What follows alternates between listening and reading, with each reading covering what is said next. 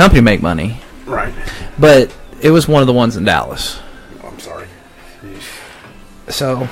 Which one? Don't mind asking. Was it the Big Baptist Church? Boy, that'll put hair on your chest, won't it? Yeah. Tina loves Mike's Hard Lemonade with hot pork rinds. And first time I seen that, I was thinking, ooh, oh, it's good. Is my phone over there? No, it's right here. Well, it all goes back to, what we were discussing just a minute ago. It's about morals and values, and it's the biggest thing I want to do when this kicks off for me is give back. Yeah. That's our biggest thing. Is we're doing everything we can to keep the station going and grow.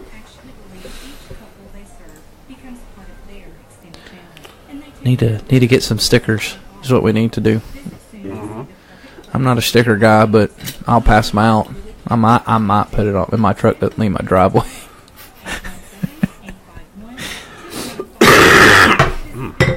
You're gonna like. I found a program, a free program on the internet that you could do text to speech. And so we have a British announcer now. I had fun with this.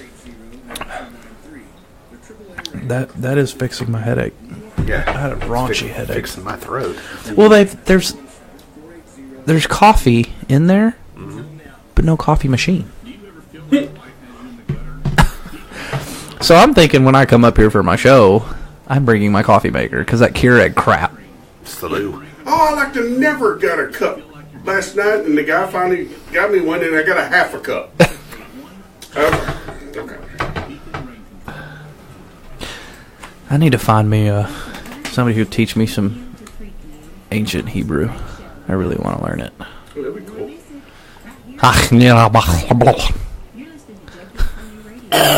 That way I can get on Ancient Aliens.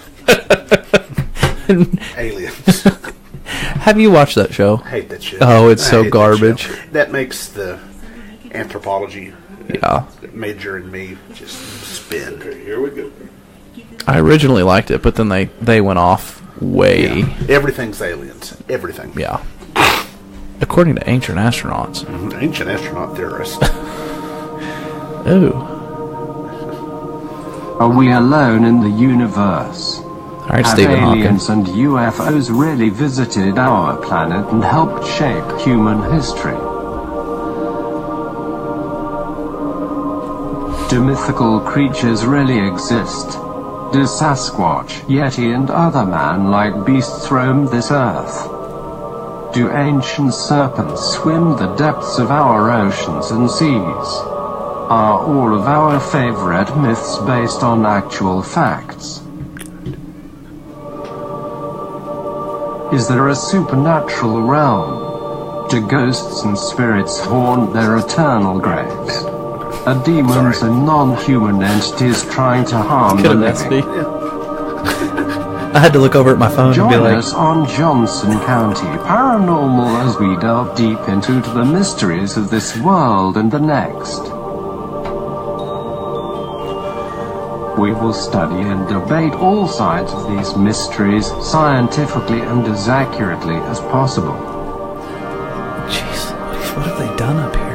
Welcome to the fantastic world of the unexplained. And now, here is the host of Johnson County Paranormal, Professor Josh Turner. Good evening, Johnson County, and all of our friends out there in Facebook land. I'm Professor Turner. I've got Sasquatch right across from me, and our good friend Matt is sitting in with us today. And thank you for tuning in to episode number 2 of Johnson County Paranormal. Well, how's everybody doing tonight? Doing good. Good. Boy, this weather sucks, doesn't it? No, I love it. Well, anybody got anything exciting going on? Anybody doing anything interesting this weekend? No. Okay. Well, we have the show going tomorrow night, but why is that playing? Okay. All right. Facebook land, how are y'all? Everybody see us all right? Feel free to like and comment and send us all kinds of little fun emojis, and we'll respond as the evening progresses. Well, guess what tonight, guys? We are going to talk about known hoaxes and frauds, and then we are going to get into some really basic folkloric monsters. Nice. So we're going to have a pretty cool show. All right, let me ask y'all if y'all have ever heard of something called the Cardiff Giant. Is that Like CARDIFF? made out of soap or something like that? It's made out of stone. Made out of stone. Stone. Well, we're gonna lead in with the Cardiff Giant, and the reason that we're gonna have tonight's topic, known hoaxes and frauds, is that hoaxes and frauds are one of the true perils of investigating the unknown and the explained. Because for every legitimate case that may be out there, there's at least a dozen or so people that are seeking attention, that are trying to tell a story, they're trying to have fun, they're just trying to mess with people. And down through history, there have been some really interesting and some actually really successful hoaxes and frauds. So the first part of our show this evening, we're going to look into some of the more prominent examples of that. Then we're going to get into some folkloric monsters. We're going to talk about dragons and griffins and cyclops and some of the other more interesting monsters from phone calls. Hello, Chad Duncan and Amy Dunn said, hi, Matt. Hey, sis. And, as always, our phone lines are open at 817-506-7257. We're going to take a couple of calls later on and offer some advice or some, perhaps even expertise to readers' paranormal experiences and encounters. So, let's talk about the Cardiff Giant. I'm getting an echo. Oh, yeah. Okay. I was like, where's that coming from? Because I was looking to see if something was playing. All right. How are we sounding out on Facebook land? How are we doing out on the internet? Can you guys hear us okay out there? Here. We'll find out. All right. We sound great. Cool. You guys hear us okay out there? Here. We'll find out. All right. All right. Technical difficulties. 1 second. I hope I got all the technical difficulties out on my show, so yours runs clean. This is one of the instances amongst several where I'm really grateful for my partnership with Sasquatch, because Sasquatch he's the tech guru. He's Johnny on the keyboard there. I would be lost without him. Master and none, and as long as I got duct tape and a hammer, I'm good to go. Well, you're doing it much better than I am. I can't even get the Facebook thing pulled up. All right. Hey-o. See if you can find my live feed on there. Yes, sir. Please. I just shared it to Johnson County Paranormal. Okay. All right. So. Oh. Sorry. Needed my passcode. I could break it, but I don't. Yeah. I don't want to lock you. All right. So, the Cardiff Giant was one of the most famous hoaxes in American history. What it was a 10-foot tall, petrified man uncovered in October 16th, 1869, by workers digging in a well behind the barn of a farm owner there in Cardiff, New York. Now, the original idea was that this giant was created by a man named George Hull, who was an atheist, who got into a fight at a good old Methodist tent revival. And after reading a passage in the book of Genesis where it talks about there being giants in the earth in the days of Noah, the real the earliest part of the Bible, and real shortly thereafter the Garden of Eden, and between the Garden of Eden and Noah's Ark and that time. Speaking of that, have y'all seen that Noah's Ark movie with I know who you're talking about. Yeah, I don't watch anything with him in it. Garbage. that was a atrocious movie. I oh thought. my gosh, what were them rock None of those animals were real. Yeah. And the ones that were real have been extinct since the Ice Age. Noah's Ark is not a hard story. Why? There you go. What's up, Russell Crowe? Appreciate it, man. All right. So. That's a whole other topic. Yeah, that's a whole other topic. I know. You just talked about Noah's Ark, and I was just flashing back to that movie. It was like, I sat there thinking, what the heck is this? That's Hollywood's intake. So if you guys will actually go to the Johnson County Paranormal's Facebook page, there is a picture of the Cardiff Giant. And I'm one of those people where when I hear somebody talking, it helps to have a visual aid to look at to kind of realize where some of their frames of reference are coming from. Mm-hmm. But again, this thing was created by a New York tobaccoist named George Hull, who was an atheist who got in an argument at a Methodist tent revival after reading a passage in Genesis, verses 6 and 4, chapter 6, verse 4, which stated that giants once lived on the earth. His idea was inspired after reading an article in the Alta California newspaper, which claimed that a prospector had been petrified when he drank a liquid poured from a geode. Now, back in the day, and I know we live in a time where the press just does wonderful things, and there's no bias. It's all true. It's all 100% totally accurate. But back in the late 1800s, in the time frame when this happened, especially out west, the papers out west could have a field day because it was so remote. It was so just out in the boonies that gave you ample opportunity to come up with stories. Most of them were not credible in the least, or just try and exercise a little creativity because the folks out there were, they were isolated, they were uneducated. They would buy into a lot of this stuff if they weren't, if you were careful about it. So he got the idea for the Cardiff Giant after he read a story that said that there was this old prospector who had died and had become petrified after drinking this fluid that came out of a geode. Because, apparently geode juice will mess you up and turn you into a fossil man. I don't know. And it was a completely bogus letter that he sent to the paper as a prank. So he was one of the first trolls. He was, just out there looking for a good time and saying, hey, I wonder if I submit this, how many people would fall for it? Well, people fell for it. Well, he decides he's going to step it up a level. He hires men to carve out a 10-foot, 4.5-inch long block of gypsum in Fort Dodge, Iowa, and he told them that he was going to use it as a monument to Abraham Lincoln. He had the block shipped to Chicago, where a stonecutter was paid to carve it into the likeness of a man.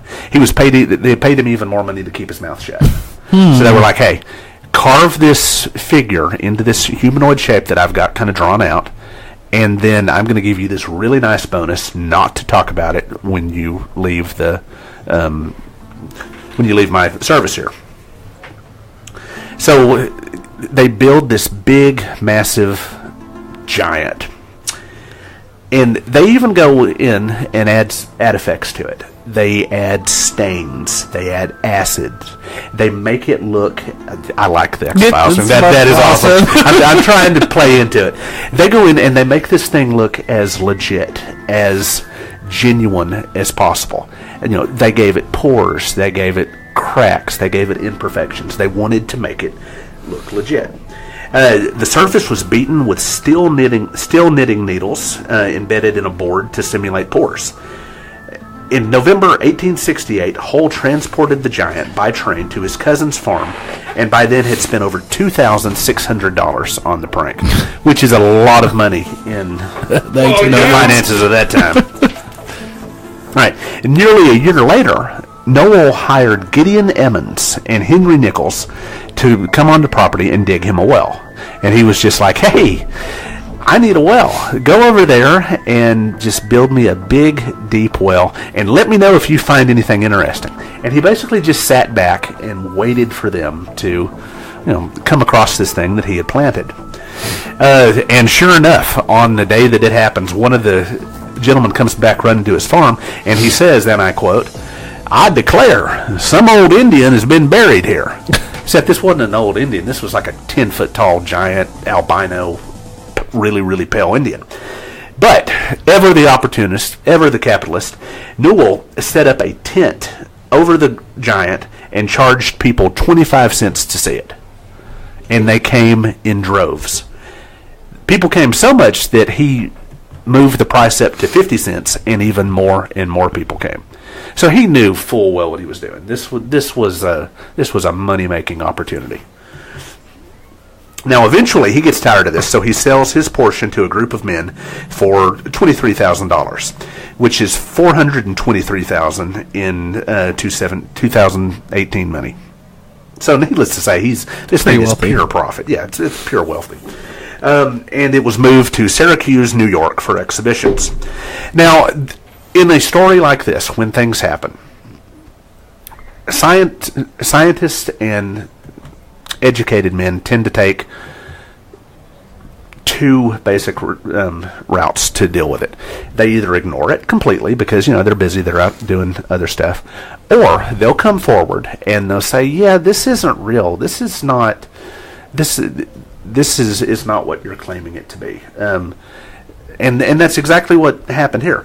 Archaeologists proclaimed the archaeologists proclaimed the giant, and I'll apologize to our readers at home tonight. I've been fighting cold and flu like the rest of you guys have all week long, so if my voice is a little distorted, my words are a little mixed up tonight, it's because there's still some remnants of the bug in me. So archaeologists proclaimed this giant a fake really early on, and several geologists note that the area was a bad choice for places to build a well to begin with. So even then, they looked at the story and they thought, okay, you've been working this land all of your life. You know that this is a bad place to build a well. Why would you hire someone to come in and do something that you, with a farmer, know that there's not a good reason to do this? It doesn't make any sense. And then, this is where it ties into paleontology. This is where it gets into some of my guys. One of the most Sarah Pendleton and Melissa Bennett has joined the. Hey, how are you guys? Thanks for stopping by. Now, one of the top paleontological minds of the age stops by. Othniel Charles Marsh. Othniel Charles Marsh is one of the reasons that we have such problems with the Brontosaurus apatosaurus thing. If I remember correctly, it was Marsh and what was his name? It was Cope and Marsh. Yes, Cope and Marsh. I remember that story. Yeah, and these were the two leading American paleontologists who had about a 25-30-year feud that they called the Bone Wars. Mm-hmm. And it was these two grown men taking absolutely every shot that they could at each other professionally just because they hated each other and the rivalry was so fierce.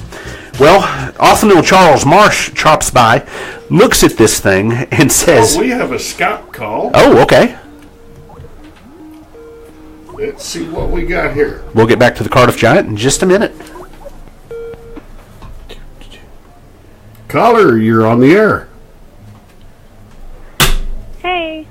Hey, caller, do you have a name? Would you like to share your name with us? I'll be anonymous. Okay. Well, Anonymous, how are you today? What can we do for you on Johnson County Paranormal? Well, I had a paranormal encounter on Tuesday. Oh, no. And I just received y'all's request to like your page tonight, so I thought it was kind of well, that's fortuitous. Well, the first thing we want to make sure is everybody all right. Nobody was scared too badly or hurt, were they? Is everything okay? It's okay. Okay. Well, kind of tell us as much about the encounter as you feel comfortable. I mean, I realize that there's stigma attached to these things, and we certainly don't want to have you divulge any information you're not comfortable, but please tell us as much about it as you'd like to. Okay. Well, it was Tuesday, and I'm a teacher. I was teaching a class, actually in Parker County. Okay. And in the middle of a game in class, all my students and myself got really scared. Like, we stopped in the middle of a game. One kid said he felt like someone was watching him. One kid's chest started to hurt, and he felt like something was heavy on his chest, and he told me right away. And another kid was just looking like his eyes were shifting back and forth, and you could tell he was felt something creepy. Okay. And my eyes, like, swelled up with water. Like, I felt terrified. And I knew that there was something, like some spirit, something bad had come into my classroom. Okay. And at that time, I was like, let's pray. Like, let's rebuke whatever just came into this room, and Sure. we did. Which is always a And great then thing we to do. What? Which is always the right plan of attack. Yes, and I mean, I prayed it. I had them repeat me, and we continued with our game. And just a couple minutes after we started playing again, I have this wall of signs hanging by yarn of the 13 colonies. Okay. And one of the signs started to move, which I didn't think it was airflow or anything, because they all would have moved. It wouldn't have just been one. So I see it, and I said, "Oh my God, the sign's moving." Okay. Now, when And you say that you saw it, you saw the sign move, or you saw what was moving the sign? I saw the sign move, Okay. and I said, "Oh my God, the sign's moving." And as soon as I finished my sentence, it stopped. Now, how was the sign moving? Was it like a kind of a subtle sway, or was it a harder, more obvious kind of a back and forth shaking? It was an obvious back and forth shaking. Okay. And after I said that, I started to feel like even more scared than I was already feeling. And I took a deep breath, and I closed my eyes because I was trying to keep myself cool because I had children in my room. Sure. And when I closed my eyes, I saw what I would say is a demon. When Okay. it was my eyes shut, like I was seeing it. Like Okay. I was Kind of there. describe it to us, if you don't mind, and use just Sure. put it in the most basic and formal terms possible. Okay. Of the demon? Yeah, or I mean, or perhaps I'd be happy to lead you through questions about its appearance if you'd be more comfortable with that. Oh, no, I can remember it as if Okay. I saw it 5 minutes ago. I bet you can. It was sitting at a desk.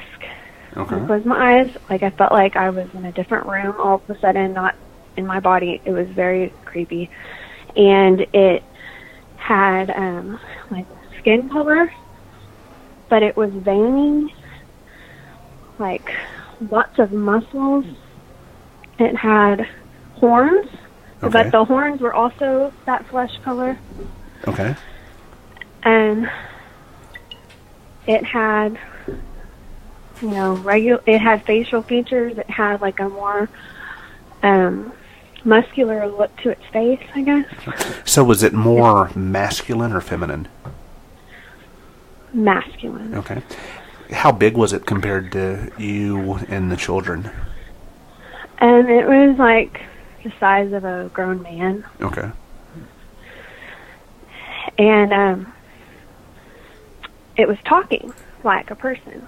Okay. Like it was just talking, but it looked very scary. And then I opened my eyes and I said, "Oh, I don't want to think that. I rebuke that. I don't want to think that." Okay. And so I did another deep breath and closed my eyes, and I saw it again. Was it doing the same thing? Yeah, but it was like it was continuing. Okay. You said it was talking. Was it making like human speech, or was it more of like, how some animals will mimic human speech? No, it sounded like a person I know, but I don't want to disclose their name. Okay. That also is in attendance at that school. And it was like their voice, but Okay. it was disdain. But it was disdain.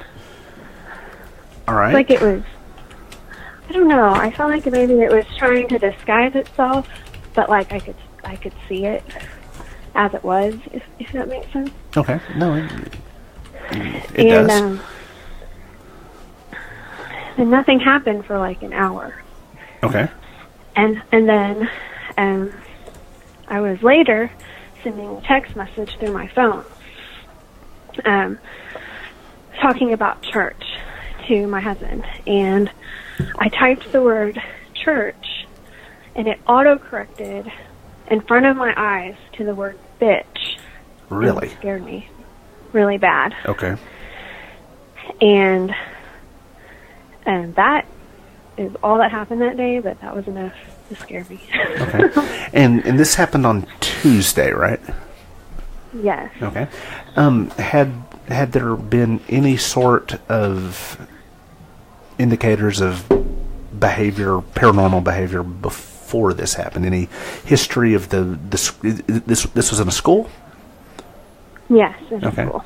Had there been any sorts of stories or encounters about unusual? Well- I just had a question. This is Sasquatch. What was the weather doing outside? Do you That's a know good point. it? That's a good point. What was the what? The weather? The weather like outside at the time, was it storming or was it? It was raining and it was very windy. Okay. And you could hear the building would creak and stuff with the wind. It was very windy and it was raining all day. Okay. It's funny because in a lot of these old buildings and a lot of these old schools, they do take on a life of their own sometimes. I don't know how much you've read up on me, but I'm a former museum curator. My museum was inside a 100-year-old school here in Cleburne. And on cold, rainy days when I knew that I was the only one in that building, if you're concentrating on something else, if you're working on your computer, you're reading a book, and you just are vaguely aware of your surroundings, it does sound like there's other people in there. It's that kind of ambient noise. It's kind of a muffled crowd type thing. And I experienced that more times than I can remember at the school where my museum was. And that, I know that sort of phenomena is not unheard of at all. What concerns me with your encounter is that you actually saw this thing, and this thing did not seem to respect your what's the word I'm looking for? Boundaries. It got right up in your face, and it got right. More important, equally importantly, it got up around you and those kids, and that's completely unacceptable. It got right Oh, yeah. in your face, and it got right. More important, I believe it. equally importantly, I actually had been trying to find maybe an image, or maybe if someone had seen something like that, and been looking online, and I found through Google Images a picture that looked very similar to what I had seen, which when I clicked it, it took me to a website, and it had like a story with the picture. Really? Okay. And I found it like completely relevant to everything that went on that day, and I just knew I just really feel like that's what I saw, and it called itself a religious demon. A religious demon. Okay. And it certainly it meets the description of what we would consider a religious demon to look like. Now, you said was that the identification that it gave, or did it give like more of a name, or like a species name, or anything like that? I took a screenshot of it, but I believe that's all it said it was, and it just kind of gave a description, and like it said it was very insidious and stay away. And other info that I read with it. Well, Anonymous, let me ask you a question. Are you are you religious? Do you attend church, place of worship, anything like that? Yes. Okay. What do you think about this? What does your gut tell you about your experience? I felt like it was a demon, not just a ghost or something. Sure. I felt like it was a demon, and I felt like maybe it had always been there, but like I became more aware of it that day. And the weird thing is that I was planning on leaving, that job. And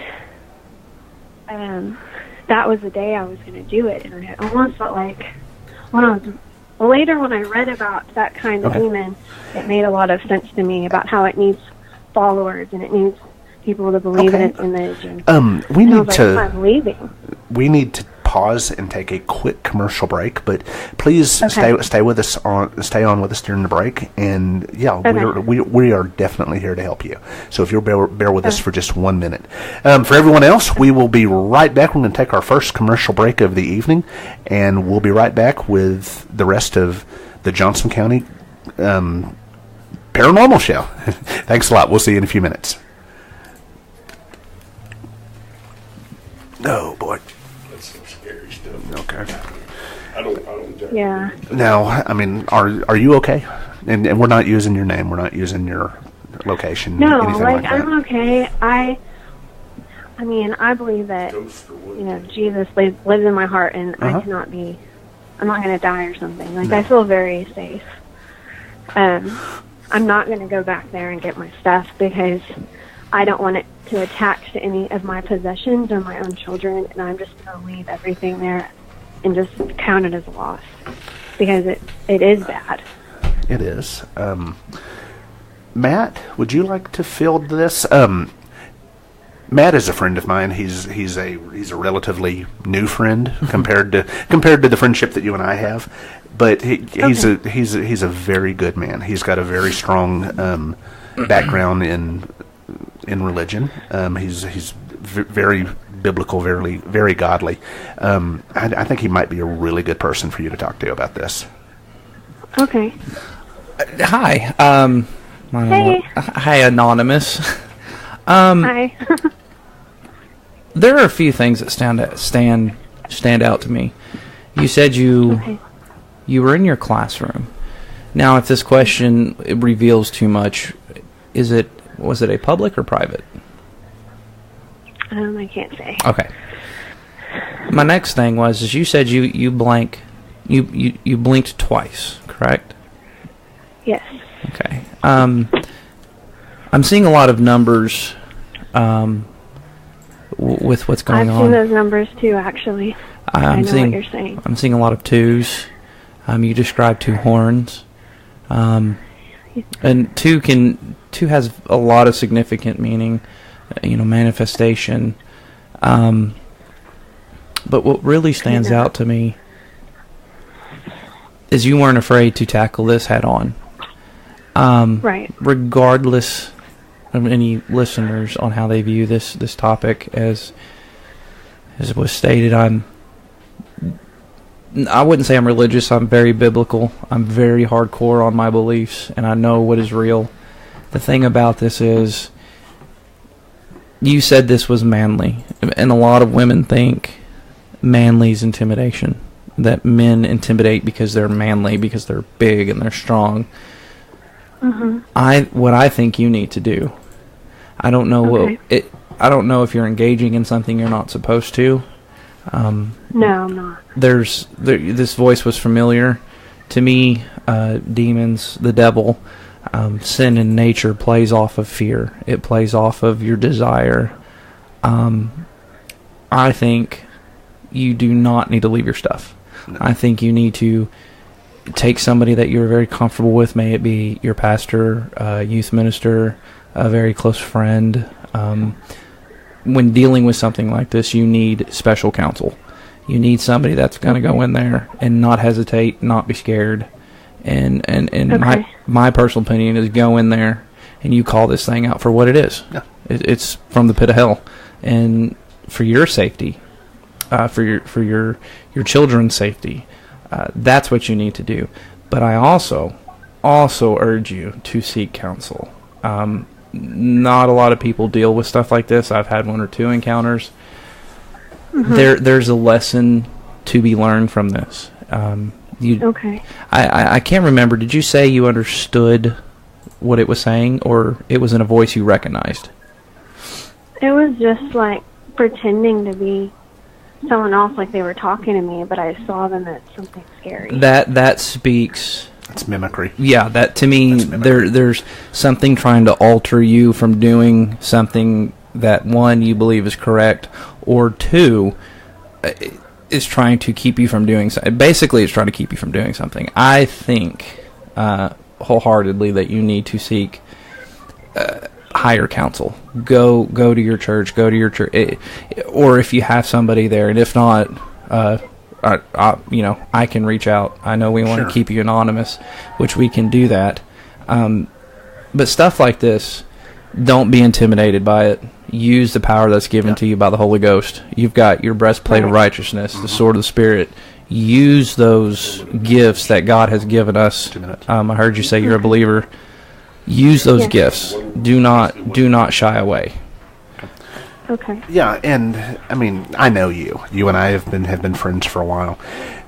You are a genuinely good person, and you have allied yourself with the best power that there is. And the reason that we do that is so that when things like this happen, it gives us the most powerful ally in the universe to have. And I think it's really great that you knew when to call upon that. And I mean, God is in your corner. God's in your corner all the time. All you have to do is speak His name and ask for His help. Mm-hmm. But I mean, my heart goes out to you for the how terrifying this must have been. Yeah. Yeah, it was. Right. But at the same time, you just, as a Christian, you know that you have power. God has power over the demon. Right. I hold that thought. Okay. But yeah. And we are back on Johnson County Paranormal, where we've had a really intriguing guest call in with a very unfortunate story that occurred to her earlier in the week. And I'm sorry, guest. I hope I didn't cut you off too much, but please continue to tell us about your experience, and please continue the conversation that you've had with us. Okay. I can't remember where I left off. That's okay. I think I left off at the text message switching, and then you asked a couple questions about the appearance, I think. Okay. Did this creature have hair, or was it bald? Okay. It was just bald. It was just bald with horns. Mm-hmm. And were the horns... Go ahead. They kind of came out of the forehead a little bit, and they curved, like, out and up. Okay, so more like a goat, almost? Maybe a little bigger than that, but... I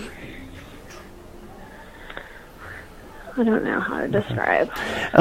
You said that you found a picture of this thing online, or something that you felt was... Would you mind sending that to me in a Facebook image, please, ma'am? Yeah, I can. Okay. While she's doing that, I wanted to say something. Okay. Remember you have to live that lifestyle every day. I think where our armor that we're given is broken when we are not engaging in our biblical worldview every day. That's a kink in the link that lets things manifest, demonic thoughts, sinful thoughts flood into our body. Make sure you are living that life every day, not just when the bad things are happening, when the good things are happening. There's a reason for this, and I'm searching for it. I feel like there's a message. Ugly some bitch. Yeah, it is. This is new territory for me. I'm a signs guy. I believe God speaks to me with signs. In my daily life, a butterfly flying by me when I'm having a certain thought. To me, I'm trying to not dig too deep into this, but there's a message here. Even if it's a demonic issue that happened, there's still a positive note to be learned from this, and I encourage you to seek that out. There's a lot of stuff here that's saying don't, stop, go. There seems to be a lot of chaos involved with this. Yeah, and what I would stress too is don't leave your stuff there. Don't let this thing think that it's one. This is a bully in its purest form, and this is a predator in its purest form. What you're dealing with, I mean, predatory animals respect displays of strength, displays of dominance. I know you. From the way that I know you, you are very much a badass. You have strength to draw upon.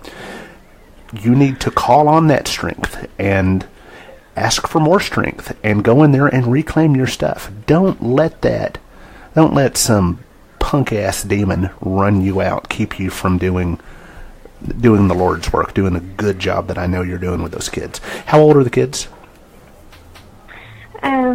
11. Oh, bless your heart. Yeah, you're a saint. Those kids need you. You're definitely doing a great job with them. But don't let this thing win. No, because you're better than that. But right. But my heart goes out to you. I have never experienced something quite like that, and I hope I never do. But wow. Right. How do you feel about it now? It's been several days after the fact.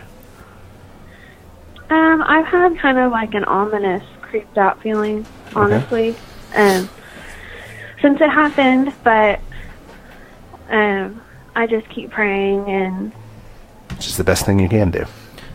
Right, and trying to reduce that fear and reject that fear that keeps trying to slip in, because I know that fear itself, I believe, is a spirit that I don't want influencing me, and sure. I don't want it to take away my faith in that moment. No. So I just continue to pray, and just kind of want to. I feel like I told one of the parents what happened, because I felt like I needed to warn them. Okay. I felt like they were going to go home and tell their parents what happened anyway, and I needed to explain it. And it sounds like you've got a. I'm sorry. Go ahead. What were you going to say? No, I said it sounds like you've got a very small class. I do. Okay. One of the parents told me that they run the track every day out there while their kids at school, and they asked. They said what I told them was very creepy, and they asked me, "Do I believe that there's a bad spirit there?" And I said yes. And she asked me, "Have you ever seen this lady walking around the school in this long skirt and regular shoes?" And I was like, "No, I have never seen this person in my life." And she said she sees this lady walking around the school all the time. And since this has happened, and I called some families that used to go to the school that left the school, they said that they believed there was some kind of witchcraft stuff happening too. And when she told me about that lady walking around that no one has seen, it kind of made my mind go. Sure it does. But I felt like there's just all these dark, ominous stories that are coming to surface, since I was not afraid to talk about what I experienced, that other people have seen or experienced, that confirmed to me that I don't need to be there. And I do believe that I'm doing some good things with my own family that is possibly stirring up some of that stuff, because, when you're getting closer to God and you're doing what you're supposed to do, that's when I believe the devil tries to interfere and, really throw those daggers at you. I really feel that. You're absolutely correct. And like I started having at home like family Bible study with my own children, I was just about to ask. and we've been talking about, you know, right from wrong, but also in the sense of a spiritual warfare. That's what we've been studying for like 3 weeks. I have with my own children. And the war came to your front door, it sounds like.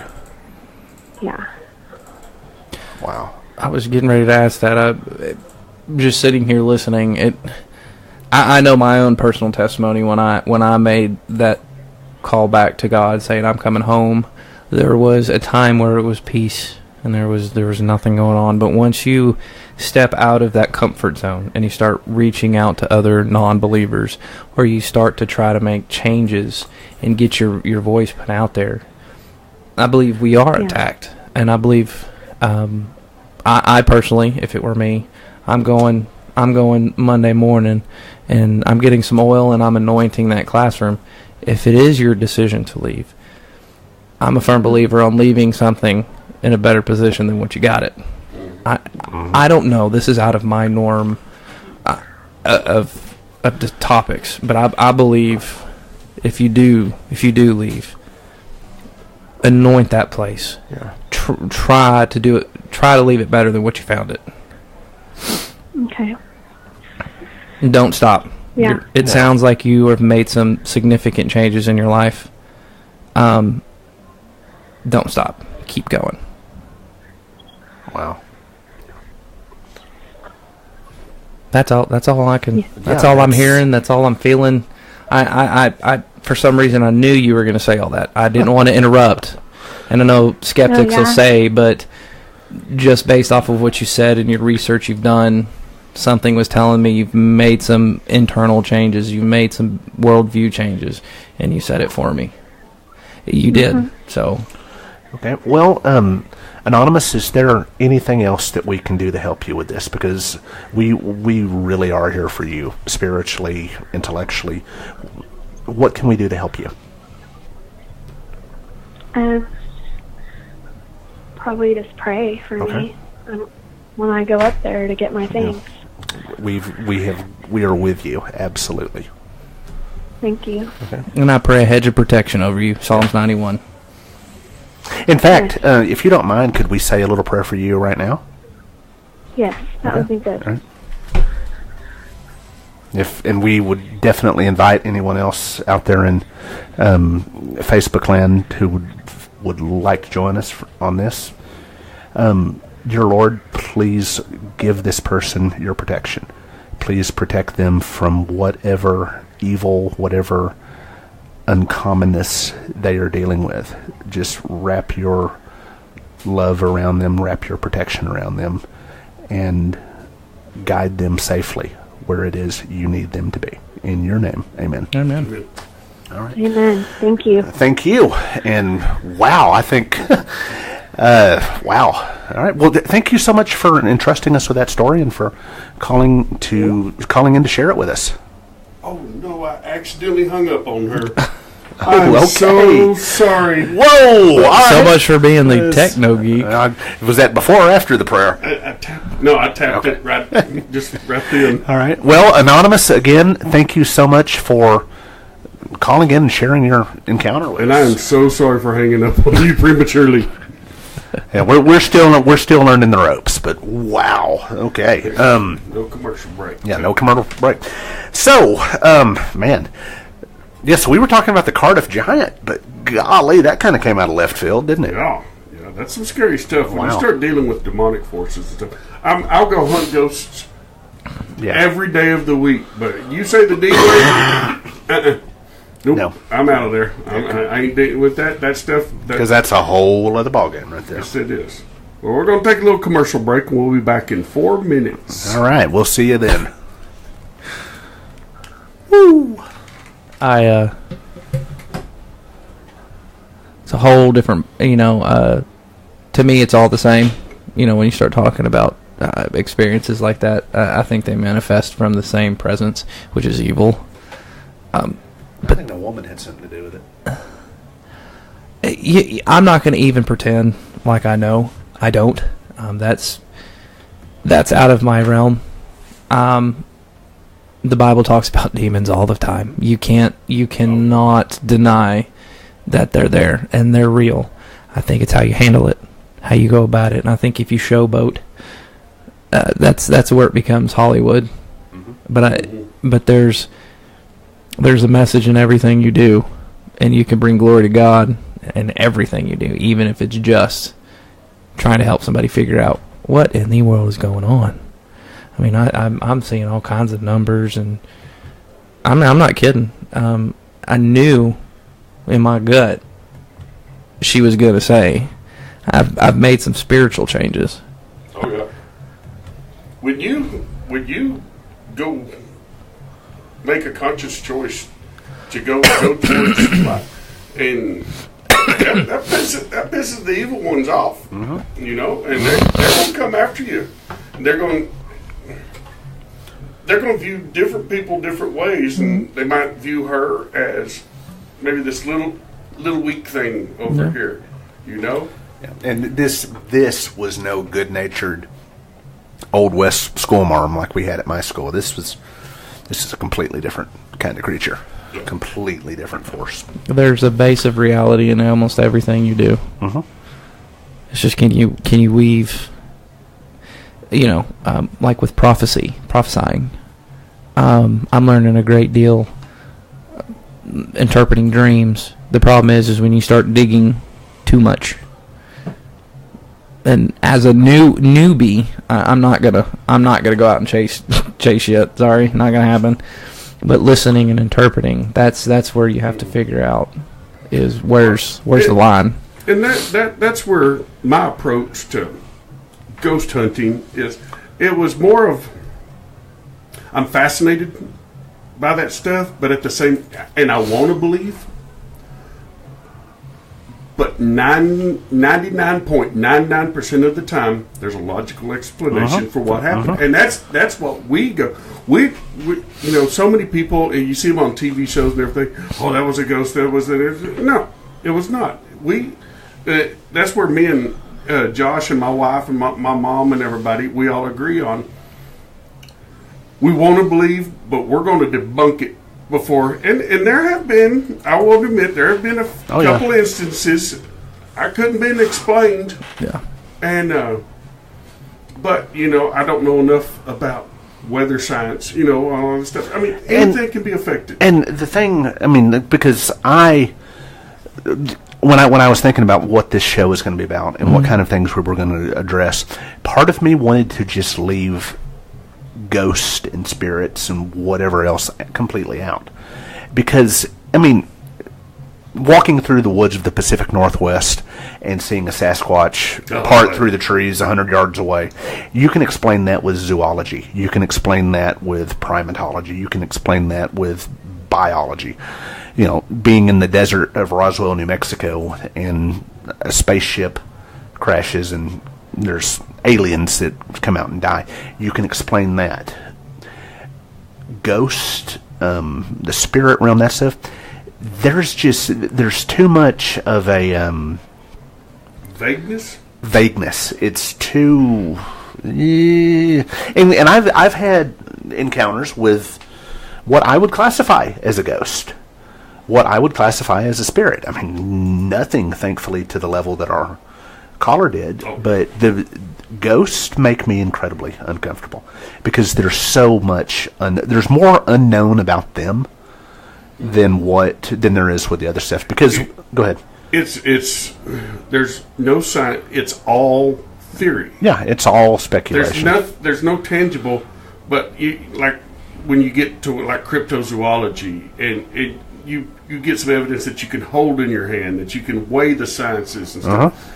But when it comes to ghosts, there's not like Ghostbusters where you got ectoplasm dripping off of you, and all that stuff. We got 10 seconds. Okay.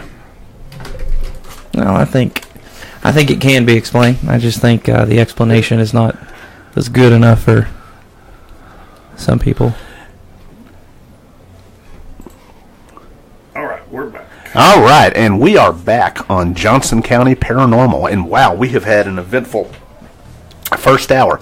Well, I think let's kind of leave this super scary, super serious thought aside, and let's lighten the mood a little. So let me ask you guys a question. Have you ever heard of a Tyrannosaurus Rex? Tyrannosaurus Rex. I've got a frog in my throat. Of a T-Rex. Yes. Yeah. It's No. arguably the most famous dinosaur. That you said no. Well, hang out with me long enough. We'll fix that. Well, did you know that Tyrannosaurus Rex has a cryptid cousin called a Kasai Rex? Is it smaller? It may actually be about the same size, because there was a really interesting story that we're about to go into. Really? When this thing was spotted. All right. Oh, in Africa? In Africa, absolutely. I know where All you're right, going. so journey with me, if you will, to the Kasai Valley, Democratic Republic of the Congo. The year is 1932. John Johnson, a plantation owner, was traveling through the swamps of the Kasai Valley when they came upon a foraging rhinoceros, a rhinoceros that was out there grazing. As rhinos are incredibly dangerous when frightened, rhinos are very nearsighted. If you sneak up on them, they will charge and kick and just ruin your day. As they encountered a wild rhinoceros, they attempted to go around him to give him all the space in the world to... Because how do you stop an elephant from charging? You don't move. Actually, you take away his credit card, but... It's a bad joke. I'm trying to lighten Wah, the mood. wah. Well, you got our attention. Oh, I know, right? But it's transfer packed. Yeah. Get the heck out of here. So they see this rhinoceros grazing, and they're like, oh, man, that's probably the second worst animal we could run into out here. So we're just going to go around, and we're just going to give this thing as wide a berth as possible. Well, suddenly, to their absolute horror, what they describe as a large 42-foot-long lizard leaps out of the trees and attacks the rhinoceros. After a brief battle, the predator begins to feed on the rhinoceros. So this rhino puts up a fight, but not enough of a fight to get away. The plantation owner had a servant with him, a slave, if you will. The plantation owner and the servant hunker down, watch this rhino versus dinosaur. The plantation owner is so startled, so scared, that he passes out from fright, and the slave servant, whatever you want to call him, runs off and just leaves the guy there, just laying there. Well, when the plantation owner wakes up, this cryptid is still there, and it's still eating the rhinoceros. And the guy says that he watches this thing feed on the rhino until the belly of this monster is so bloated, so heavy, that it has to pick itself up and slowly waddle away because it has eaten so much of this rhinoceros. I did that at the Big Texan in Amarillo. I know, right? 3 times. If you eat all of it, you get your meal for free. Yeah, I got it free twice. So Third time? Nope. This is a pretty interesting story for a lot of reasons.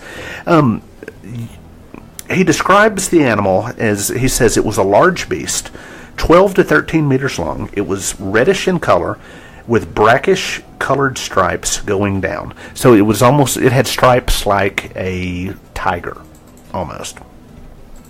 The legs were thick. It reminded me of a lion built for speed. It had a long snout and numerous teeth. It gorged on the rhino, which still twitched with life. After it had eaten its fill, it returned to the jungle, its belly full of flesh. Now, there are interesting, similar reports of cryptids, hidden, unexplained animals from this part of the world. But this is the first thing that sounds like what most people would consider a Tyrannosaurus, or one of the large carnivorous dinosaurs. Allosaurus? Yeah, like an Allosaurus. And there's similar but very rare sightings have been reported from this area. And again, if you guys are just tuning in, I'm having a rough time talking tonight because of the flu crud that everybody else has. So I appreciate it. Professor talking, take 2. Luke, I am your father. No. Oh, I should do the show like that. Huh? No. All right. So if this was a real animal, number one, it's big. And it's super rare because something this size is going to have to eat more than just a couple rhinos every once in a while. It's going to need to be... It's going to need to have more of a feeding presence. It's going to need to have more of an active lifestyle. Otherwise, they're going to die out. There's not going to be any little ones left. But the name for this thing kind of tips me off because they call it a Kasai Rex, which sounds an awful lot like Tyrannosaurus Rex. And the fact that this story was not reported until several years after it happened, and after when dinosaurs kind of started to become the it thing in early American science, really causes a lot of red flags. I'm going to show you a picture in a minute, which I think will cause even more. Because isn't it funny how when we take photos of these incredible things that we see, these incredible things that happen to us, we never have them right when we need them. We always lose them until a couple of years later. And the photos are always furry, and always furry, they're always fuzzy. They're always blurry. Fuzzy. They're always blurry. They're never ideal. Yeah, I take bad pictures. You know, I'm all the notoriously Sasquatch unphotogenic. pictures are blurry. You know, But let me show you the picture that exists of this Kasai Rex, and I would like y'all's professional opinion. And then we'll even hold this up to where the folks watching on Facebook can view it. That, my Sasquatch, is the Kasai Rex. a monitor lizard. Yeah, it's a monitor lizard.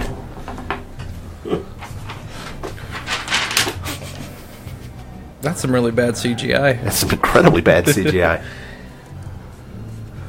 Yeah, that's a monitor lizard. It's like those old But they're not in the dinosaur- Congo. Yeah, and it's like they put those dinosaurs. You know, they put the lizards in the dinosaur movies, and they put. This just seems Yeah, Photoshop. where it's like horns on a baby alligator, yeah. yeah.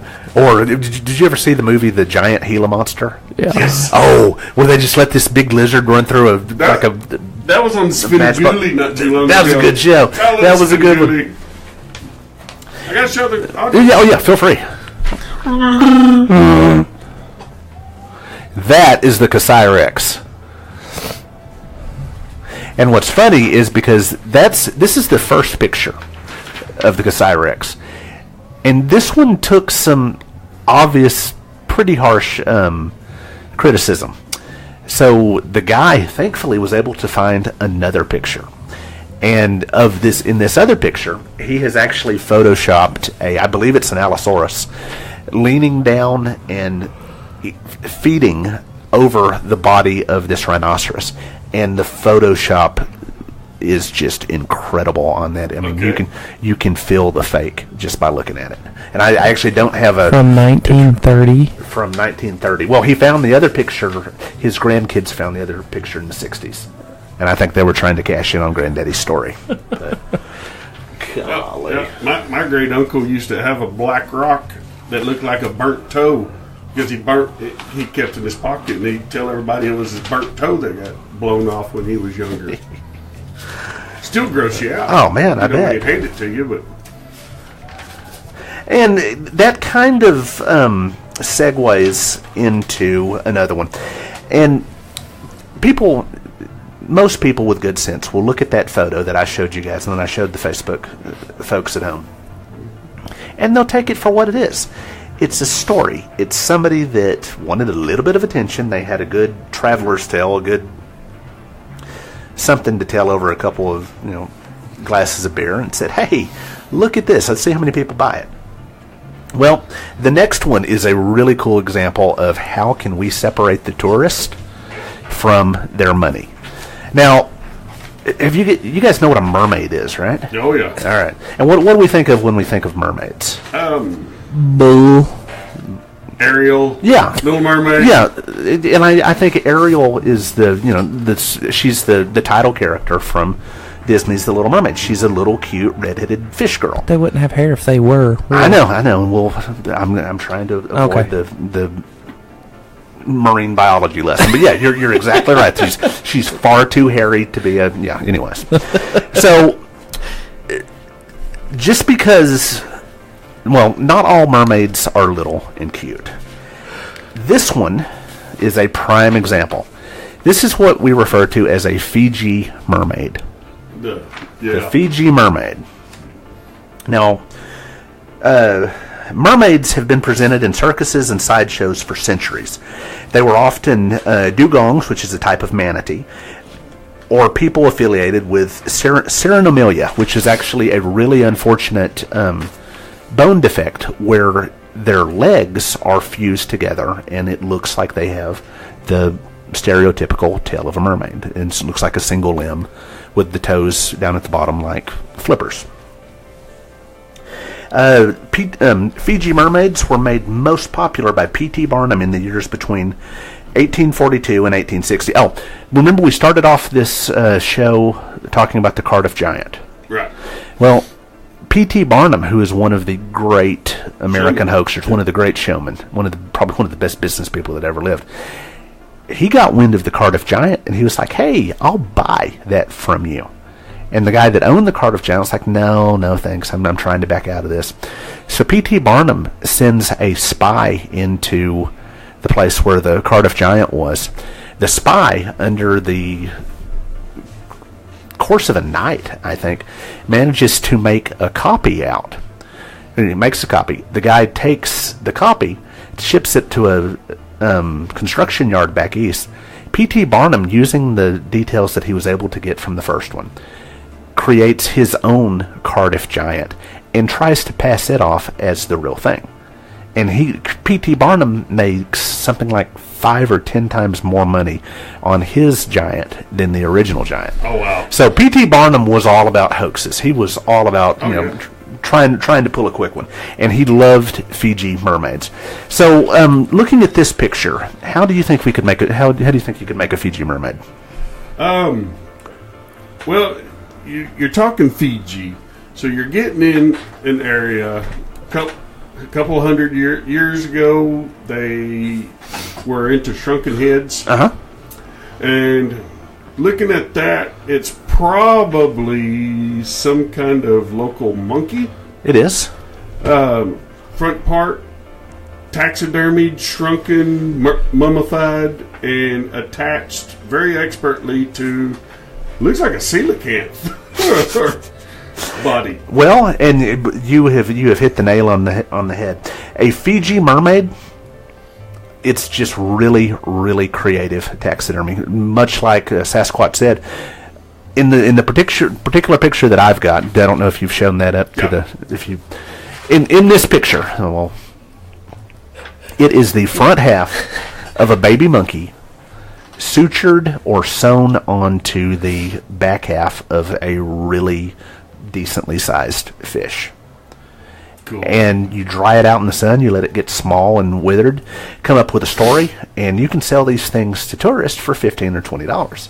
And Fiji mermaids are actually still relatively common in some of the sketchier parts of the world. I do too. But an old school Fiji mermaid like this, $400 or $500. And they're really cool because they're not but about a foot and a half, 2 feet long. And it's a monkey sewed to the back of a fish. Why couldn't we make our own? I think we ought to. We got squirrels. What do you think the chupacabra is? We'll talk about him in a few weeks. Chupacabra. There's 2 different kind of chupacabras. Actually, there's 3, but that's a story for another time. Yeah. Oh, I didn't know that. So yeah, the Fiji mermaid. And what's cool though is that you gotta love human ingenuity, because people took the first idea for the Fiji mermaid and then they thought, okay, well, we can do better than this. So they didn't stop with fish. They took sharks. They took octopus in some cases. They took crabs, and they did all of these really creative, really weird looking little examples. Yeah, made little hybrid animals. But the neatest ones are what they did when they found stingrays and some of the big cartilaginous fish of the same category. And they would actually take these stingrays and carve up the body and fold up the body and create what they called either sea bishops or Jenny Hanovers. I've seen those And, where they're and they look like little faces. monsters. Yeah. My dirty mind, Jenny Handover. Yeah. You better watch where you're putting that hand now. Oh, well, I was trying to be discreet. You Look don't out. have to be lonely at CryptidsOnly.com. All right. Well, I want to see this picture you were talking about. Okay. About the Alberta Alberta. Allosaurus or something. Okay. Oh, I thought you had it. No, I did. That's one of the ones that I don't have. Ironically, he doesn't have it. You know what? I've got a notebook full of everything else. Bear with me if I don't have one. Jeez. All right. Like literally bear. It's about time for you to go, isn't it? I mean, hell, you're as bad as we are. No. All right. Let's see. Fun, I see when I'm not wanted. All right, hang on. We'll pull that picture for Friday you. Yeah, night and I ain't got nobody. that's it. Uh-huh. Wow. Yeah. That looks like That's something painful, from. isn't it? Yeah, well, I want to say it looks like a monkey scratching his butt, but it reminds me of the old. But do you see the dinosaur on top of the rhino, though, right? Well, that's what I'm talking about. Yeah. Dinosaur. Yeah. I was thinking, Okay. one of those old Godzilla movies. Like the guy in the rubber suit Yeah. just leaned over. Yeah. It's pretty creative. Yeah, I mean, I'll it's, give it's him not that. bad. Wow. Yeah, it's a little blurry. Clear? No. Back it up a little. Trying to get the glare off. There we go. Kind of hard to see. Nothing but the finest in technological advances for our listening audience at home. But, all right. So, yeah, I mean, and these are just the more common ones. These are just the more precedented, the more unique ones. I mean, I was in a sportsman shop in Fredericksburg one time where I saw that someone had actually taken the butt of a white-tailed deer and sculpted in kind of it made it into kind of like a Bigfoot or a Sasquatch type face. Oh, Out of the ass end of this white-tailed deer. I got a cousin that probably looks like that. Oh wow! There's another one where they added just two little beady eyes and then put like vampire teeth where the business end would have been, and I think they were advertising that one as a carnivorous white-tailed deer. But golly, where there's a will, there's a way. We come from Look at jackalopes. yeah, and jackalopes are a prime example. You ever heard of a furry trout? It was what the Canadian shut up. It was what the Seen a red snapper. Is that with my trouser trout? not to be confused with a trouser snake. No, it's a furry trout was kind of the French Canadians' answer to the jackalope. They took a trout or a salmon and wrapped the skin of a rabbit on it and then mounted it up to the wall and said, well, this is a fish that lives in our coldest waters, and the waters where it live are so cold that in a way to cheat death, this thing has evolved a fur coat. And it's a fish wrapped in the skin of a rabbit. It's called a furred trout. So explain the Greenland shark. The Greenland shark. Refresh my memory. That's a real thing, though, isn't it? Yeah, well, yeah. I thought you knew about it. That's the only reason I was like, I probably do. It's not in the notebooks. I'm prepared for tonight, all right? that was more of a rhetorical question. Is that the one that the Japanese pulled up and they thought it was the Loch Ness Monster or plesiosaur? No. Okay. The Greenland shark is the one that one that's in Greenland. The Vikings, those native folk. Norse. Yeah, they talked about them a lot, and they dried them out. Heck, it's been on Blue Planet. I mean, Well, yeah, you'll have to pull it up. It would. So it's a real shark? Yeah, it's called a Greenland shark. okay. Thought to have been extinct. Sharks are really cool because sharks have a tremendous fossil record. They've been around for 380 million years, I think, and they're basically doing the same thing. Megalodon. Megalodon is the big Now, popular. I saw a YouTube video a couple weeks ago This thing. when they were. Let me see. That's it. It's really cool. Yeah. Oh wow! Saw a YouTube video a couple weeks ago. That was pretty interesting.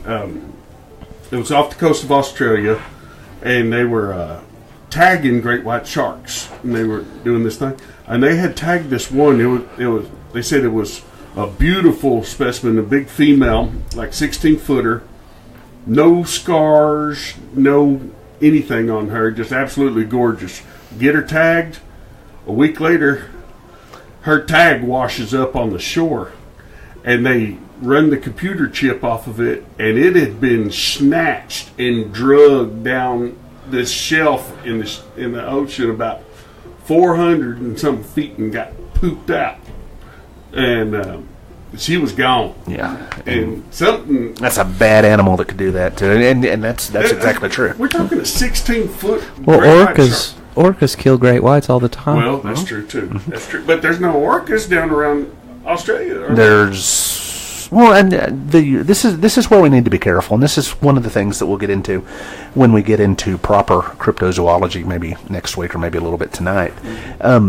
We know more about the moon than we do our own oceans. There's no telling what's in there. The first time I heard this story, the first thing that came to my mind was maybe it was a giant squid or a giant octopus. Now, I've seen some stuff on the giant squid. And those suckers are huge. Those guys are like football field length sometimes. Speculatively, I mean, we've only found the small ones that come up to some of the deep water submarines or get washed up on the beaches. Yeah, and those are 40, 50 foot. But, I mean, a giant squid, just for perspective, a giant squid has an eyeball the size of a paper plate. Yeah. And squids and octopi are intelligent. They're not Stupid. dumb animals at all. Oh, Tyler Shanklin said, "Trouser snake, Josh? Really?" Yeah, sorry, buddy. Yeah. I gotta go to the little boy's room. Speaking of. Commercial? Yeah. Oh, yeah, I got to check. See, yeah, it's time for a commercial. All right. Well, we are going to take another quick commercial break, and we will be back. Thanks a lot. Good show. Yeah, it was. I think he's digging this more than he thought he would. I think he is, too. I can't wait to get into the Bigfoot stuff. Yeah. We need to get some Bigfoot hunters in here. We do. And I think I can get, the guy, I'm Facebook friends with him.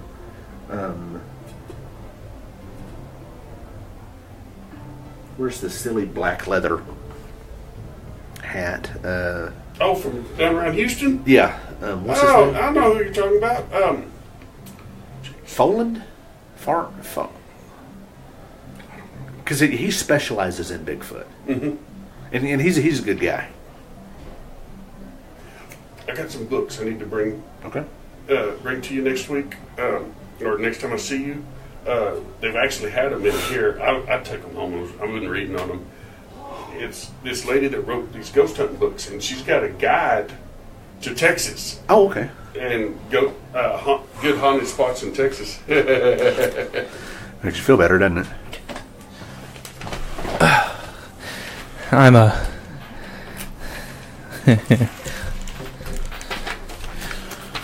All right. I'm more of a... So what's your thoughts on like Bigfoot, Yeti, and stuff like that? Personally, I think it's hogwash. Right. I think it's somebody saw something that played tricks on their eyes.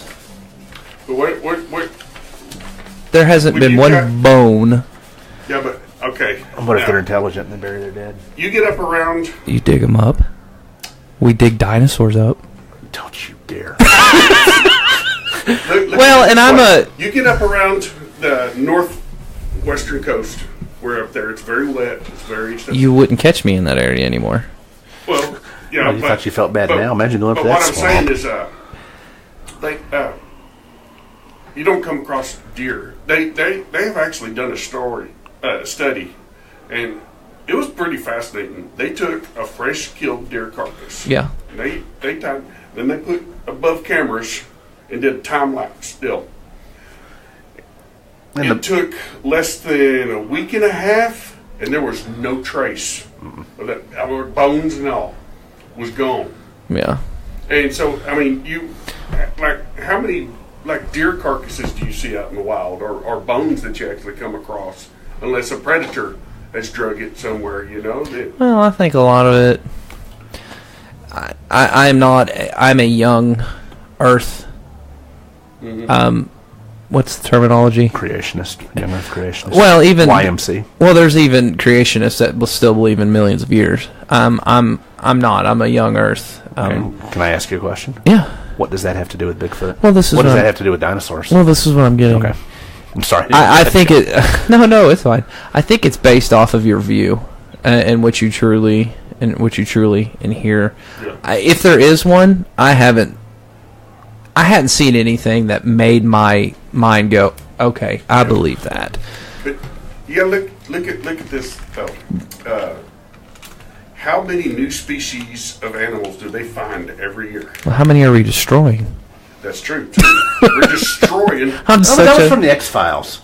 Yeah, I remember that. No, I'm not saying it's not real. What I'm saying is... And we are back on Johnson County Paranormal, where we are having a lively discussion as to the validity of Bigfoot, Yeti, the Abominable Snowman, and other unknown and assorted primates. Here's my flip question. What's it matter? Well, all things are matter. Solid, liquid, oh my gas. gosh, nerd. Okay, I'm fascinated by them. I want to see, I would love to see one, not in a zoo setting. I think that would kill the, and I personally, I don't like zoos. I think it kills the... They remind him too much of growing up. I'm sorry. I think it kills the spirit of the animal. Yeah. And yes, I understand some of the conservation that's going on, and they're trying to make it. Yeah. But like Bigfoot, Yeti. Is it Bigfoot or Big Feet? Well, and the other thing is the United States, right? We've pretty much been everywhere here. I've been everywhere, man. I've been everywhere, man. Now, there's been some good sightings around this area. Yeah. Walmart Saturday morning, I saw a whole family coming out of the frozen foods. 4 years ago. You're on fire tonight. I really am. 4 years ago, my wife sends me a text, and I will next week. I will bring the picture. We've got the picture. I was out of town working, and I was, I think I was out around West Texas doing frac sand and stuff. She calls me and says, "I think you realize you have music going." Yeah. Oh, okay. Yeah, I got it. I didn't know if you forgot. Dramatic. It's about to get heated here. Yeah. So she sends me this picture, and this thing she thought it was a bobcat. Yeah. Or first, but she sends me this picture. That ain't no bobcat. It was a black panther, full size. I would say 140 pounds. Yeah. And so we did all the calling. Local game wardens and everything said, shoot it. That thing, they're dangerous. Seriously, shoot it? It was killing horses. Right? We had horses. Well, heaven forbid it be the animal. I'm sorry, that's all different. And it I know. Killed my wife's dog. It ripped my corgi up. He was in the vet hospital for 4 months. This thing just didn't like dogs. And it was just barking up the wrong tree. It was a little rough. So, tell me about the canines. Did you step in a poodle? I got canines too. Sorry. All right. So, anyways, this is gonna what we're gonna talk about next is actually gonna play back to our very first episode, or what would later become known as Johnson County Paranormal. We're gonna talk about dragons. Yes. Dragons are probably the most iconic. Now, anybody that knows me knows that I hate dragons. There's just something about them that just irritates me. I'd take the smallest, most insignificant kind of dinosaur over a dragon any day of the week. But that's just me. But dragons are probably the most iconic folkloric monster that exists because everybody has dragons. The Native American groups had stories of things that sounded a lot like dragons. The Norsemen had dragons. They had several different Oh types. yes, oh yes. In fact, one of my dragons is named from a mythical Norse dragon on my World of Warcraft type game, where I'm a Viking type guy. And the great Indian civilizations down in Central and South America, the Aztecs, the Mayans, the Incans. Chinese and Japanese. Yeah, Chinese and Asians, Japanese. Serpentine dragons. That are all over Europe. That are kind of, sort of down into Africa. Of course, the African cultures had a lot of other things to worry about as opposed to dragons. They had lions and tigers and not tigers. They had lions and hyenas and big nasty carnivores to worry about. But the dragon... And there's the giant brontosaurus down there. There is too, the Makila Mbembe, and we'll talk about him later. But a dragon is a universal mythological concept. And for the most part, everybody's stories about dragons describe relatively similar creatures. Now, for simplicity's sake, we're going to say that there are two types of dragon. We're going to call them the European dragon, and we're going to call them, I feel like I'm sinking here. That chair does do that. Yeah, and we're going to call them the Oriental or the Asian dragon. Now, would anybody like to venture a guess as to what the difference between a European and an Asian dragon is? European is more, Wings. yeah, well, not necessarily the wings, but they breathe fire. They were more dinosaur-like. Right. The Asians are more serpentine, like a snake. Yeah. Long snake. There's been a theory that's kind of gone around where they started coming up with, in Asia especially, the serpentine dragons. And they're saying that it was actually UFOs Okay. coming in with their fire and doing their dancing across the skies and Okay. stuff like that. And that's been a theory that's been thrown around here last few Okay. decades of that. I found that You interesting. never know. But yeah, and you nailed the descriptions of a European versus an Asian dragon. I'm an old D&D'er. Yeah, I mean, you hit the nail on the head. European dragons are built much more along the lines of a dinosaur. You know, a two-legged dinosaur, a biped dinosaur. Because European dragons... Watch Game of Thrones Yeah. or The Hobbit. like Smog and... Smog, yes. and whatever Daenerys' dragons' names are. But a European dragon is six-limbed. 2 arms, 2 legs, and 2 wings that come out over the shoulders. A Oriental dragon is much more serpentine. It's much more...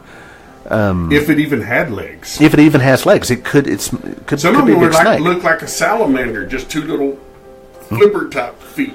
Now, what about in terms of intellect and personality? Can you guys equate any Well, I know characteristics to these two groups? I know if you look at the European and a lot of the Norse style Vikings, they were very vengeful. They worshipped gold. They had a they wanted to. They had some kind of affinity to gold. They would hole up in caves. Yeah, they're greedy. Yes, and they would sleep for decades, wake up for a while, Very plunder long-lived. and pillage. Was able to either read minds or talk. The Asian ones, they were looked more as luck symbols, or there was water dragons, there was sky dragons, Right. there was They were more elemental. And what's really interesting is that across the board, intelligence is always a factor with these animals. And after intelligence, you get to greed. And the greed can be good or bad, just depending on the region. But European dragons are almost solely viewed as evil. Asian dragons... and very heavily armored. Asian dragons are good guys. Asian dragons are friendly. They'll help farmers out. They'll, protect the defenseless. They might ask for a little bit of treasure in return, but they're very smart, they're very helpful, and they're they very weren't lucky. necessarily giant. No. They were, moderate size. There's old, like Asian drawings of like personal sized pet style dragons that emperors had. They're sitting on their shoulder, or draped around like a snake, but perched up on their shoulders, or maybe a little bit larger. Some of them were like extremely long. Yeah. But one of the most interesting theories that suggest where this universal belief, this universal container of dragons, because everybody's got them, is that stories of dragons and stories of a lot of other mythological creatures came about in one of two ways. What I think probably the most likely way was, these ancient people found fossils. They found bones that they couldn't identify. They found remains that they couldn't explain. They didn't have the understanding of paleontology that we do now. So, because humans have to explain, we have to know things. They took the stories, or they took these bones, and they made stories around them. They came up with things like dragons, cyclops, giants, all of these other, what we would consider now very staple of mythology creatures. And we just invented these stories to help explain the things that we found.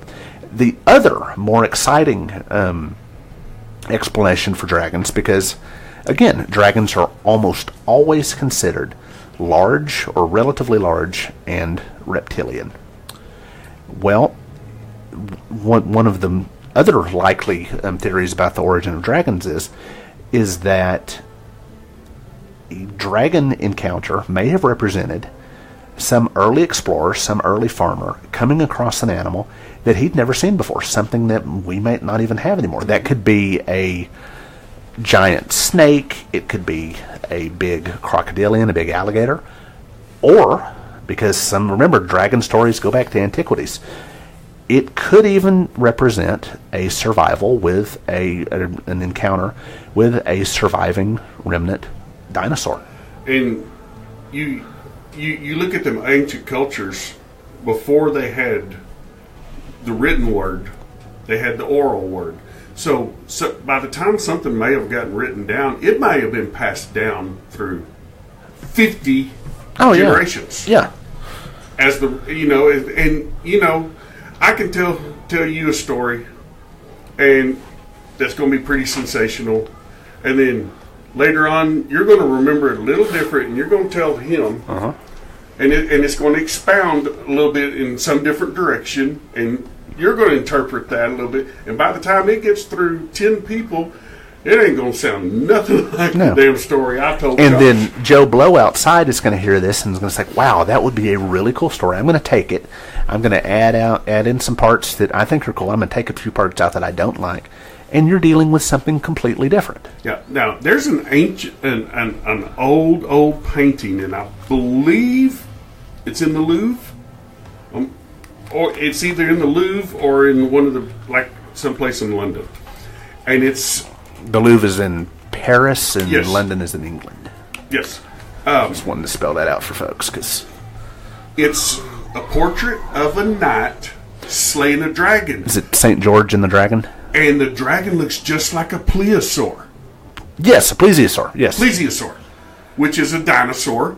The flipper kind with the long neck that they think is... It's actually a marine reptile, but it's close enough for... Loch Ness. Yeah.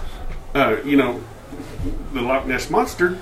And how close did they come? And by the way, me and Tina saw something the other day that you need to go downtown Fort Worth to the oil company. I think I know that it's a skeleton inside a... There's a plesiosaur in there, and then there's the big giant alligators. Oh, the Deinosuchus. Yes. Okay, the big... It's on Taylor Street, across from the Social Security building, okay, administration building, a federal building right there, and it's I think it's called Fort Worth Oil and Gas. Yeah, I know where you're They've talking got about. 8 old cars and stuff in the lobby, but by the way, they have a full plesiosaur skeleton and the giant Alligator head. alligator that's like the head is almost as Yeah. big as the Well, damn plesiosaur body. What's neat about this is that the animal you're talking about is called a Deinosuchus, and that name literally translates to terrible crocodile. Now, Deinosuchus lived out in West Texas, out in the that part I of the think world. that's where it was found, up around the Panhandle. Yeah, and in an environment that it shared with Tyrannosaurus rex, Deinosuchus was the dominant predator. Deinosuchus was a crocodilian, one of that great family of They alligator had type longer animals. legs, didn't they? A There little was a bit. species Just up there in the Panhandle at one time that had long legs. They were shorter bodied. I don't think that's Deinosuchus. I know who you're talking about. But this is an animal that lived in the same environment as Tyrannosaurus rex, that Tyrannosaurus rex would have probably actively avoided, because this guy could eat a T-Rex. I mean, wrap that around your head. Literally, the head on this thing. Okay, picture It's a good 6 to 7 feet long. a crocodile. I'll show you. I'll tell you how big this sucker is because we drove by it and I was like, "Son of a bitch!" Okay, picture a crocodile skull and make it from about this microphone to that banner, about that wide, and it was monstrous sized.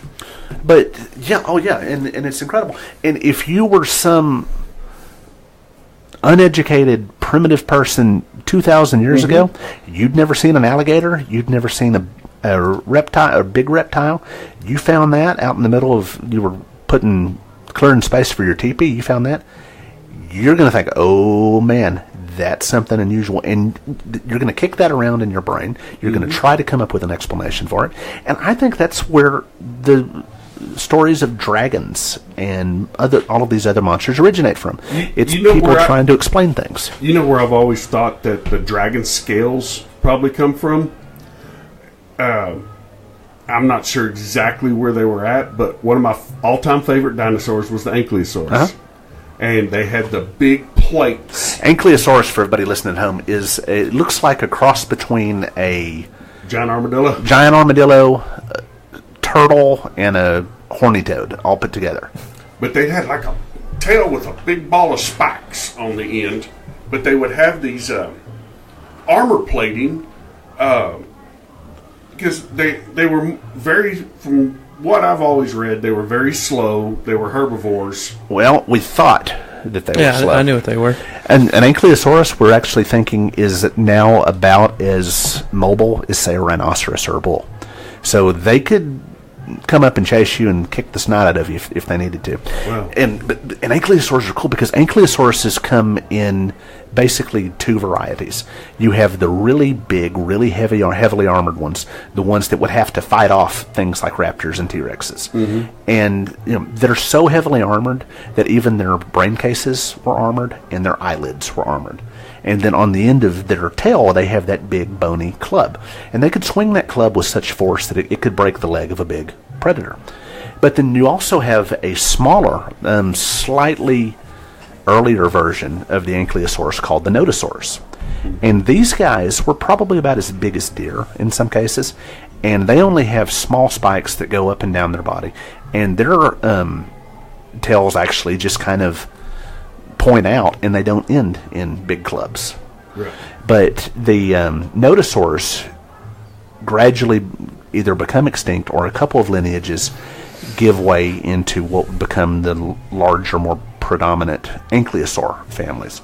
And one of the things that we think on that is that the Ankylosaurs were better armored, better protected, and they were surviving longer than these less armored ones were. And it was an arms race. They adapted. Yeah, they adapted. And Evolved, adapted, or whatever. they were a lot harder to eat.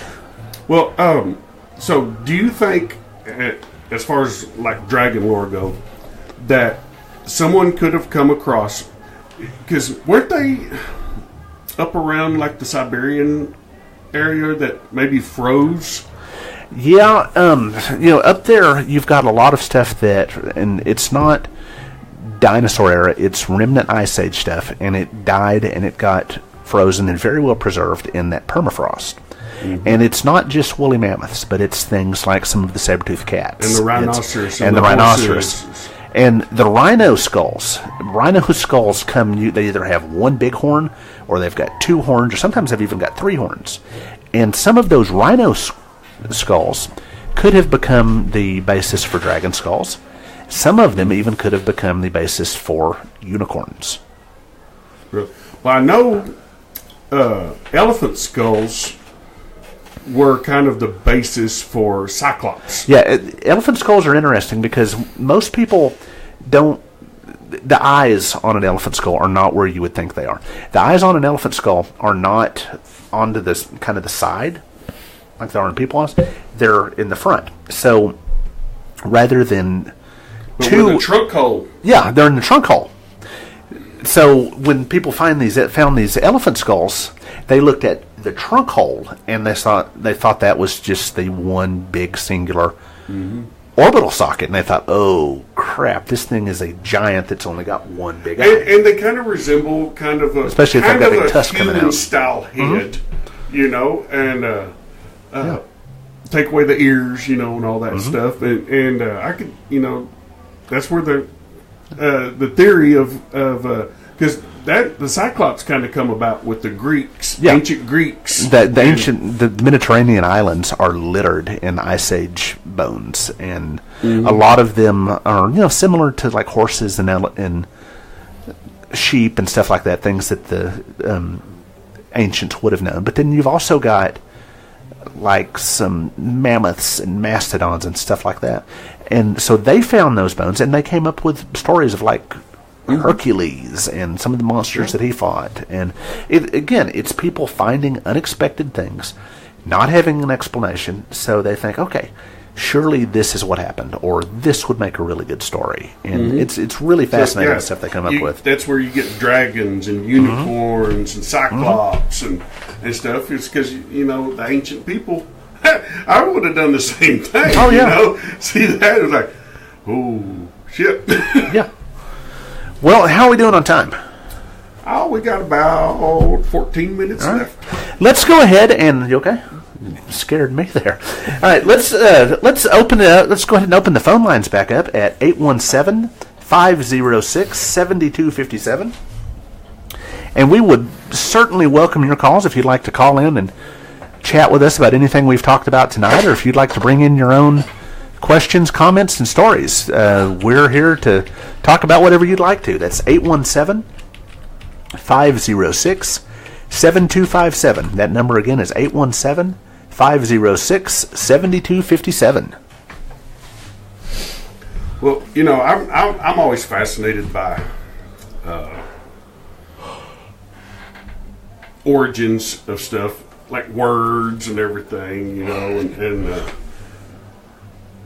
I'm always very critical on like movies on accuracy, because I got a big imagination, and I'm when it comes to like Bible movies, the Russell Crowe one, I don't offend easily. You're talking about Noah?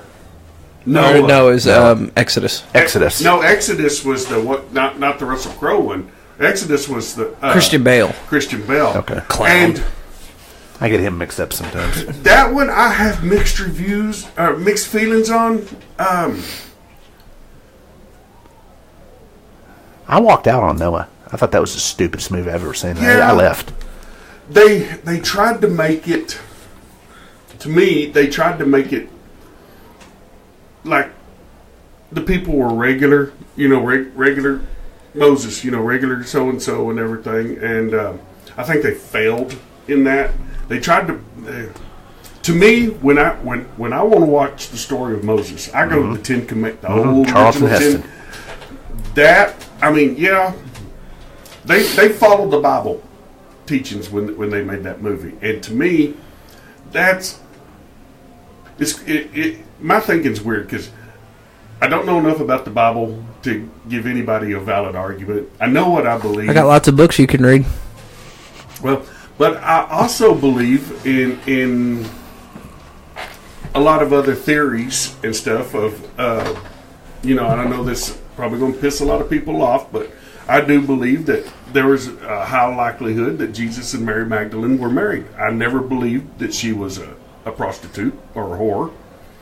Because honestly, the Bible never said specifically she was a prostitute. You know what I'm saying? They never named her as that. It got interpreted. I'm not getting into that one. We don't have enough time. But like I said, I have my beliefs and sitting here now. But if you look at the people that Jesus hung around with, it was the dregs of society. It was the tax collectors. It was the criminals. Yeah, true. But yeah, the Noah movie.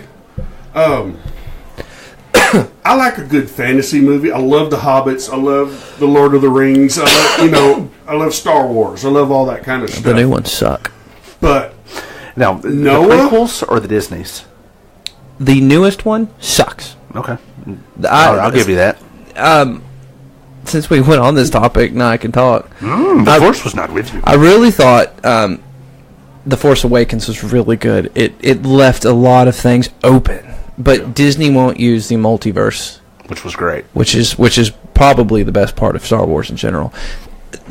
A lot of people don't like the first, second, and third, the newer trilogies, because they didn't want to see the soft side of Darth Vader. That's what those were about. Those were about him being normal, falling in love, and the backbone of why he became who he is. This one that came out sucked. Horrible. Stupid. Didn't answer any questions. Porgs. Huh? I want a porg. Those little bird cat things. Oh, yeah. Those are cool. I want one of those. I love that Chewbacca was trying to eat one, and they kept staring at him. It had the potential like that. I'm like, all right, this is about to get really good. We're about to start seeing the fight scene with Rey. Horrible. The fight scene with Luke. Really? To me, this movie was the new Empire Strikes Back. Wow. The Empire Strikes Back left me flat. Okay. I don't know you. But I like Return of the Jedi better than the Empire. Right. It had Jabba the Hutt, and I'm I an like them alien all. guy. I really liked 1 through 6. Even the digital remasters. This one, I can see kind of where they're going, but yeah, I agree with you that it come across flat. Rogue One. I didn't care for Rogue One. Rogue One, I wanted to really love it, and I liked it a lot, but it was not. But it was to fill in a gap. Have you seen the movie or the TV show That 70s Show? Yeah, a few episodes. I felt stupid. Okay, did you ever see the one where they go see Star Wars for the very first time? No. Okay, they're in there in the movie theater. They're all like joking and laughing and stuff, and then the movie starts, and they're all like sit back going. I was there. That was me. Okay, but you have to remember though that technology was new. That's why it hit so hard. Well, yeah, but the story. Me and my cousin, we were all doing like foreman for drove our parents. Yeah, you know, our parents would say something. We're like, I don't have to clean my room. You know, I don't want to clean my room. We if we had a stick, that was a saber. Yeah. You know, I mean, oh my God,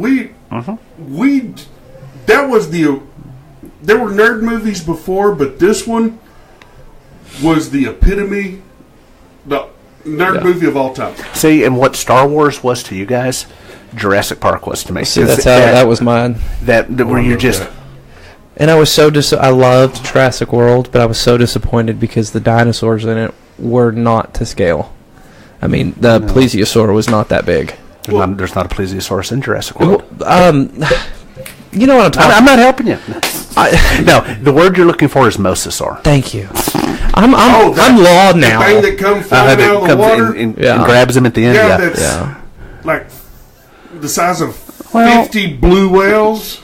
And there's a multitude of species of mosasaur, but even the biggest ones were not that big. No. Well, I know why they did it. Right, it's Hollywood. Yeah. What was it? Was it the third one where they had the big stegosaurus-looking Spinosaurus thing? Yeah, that's real.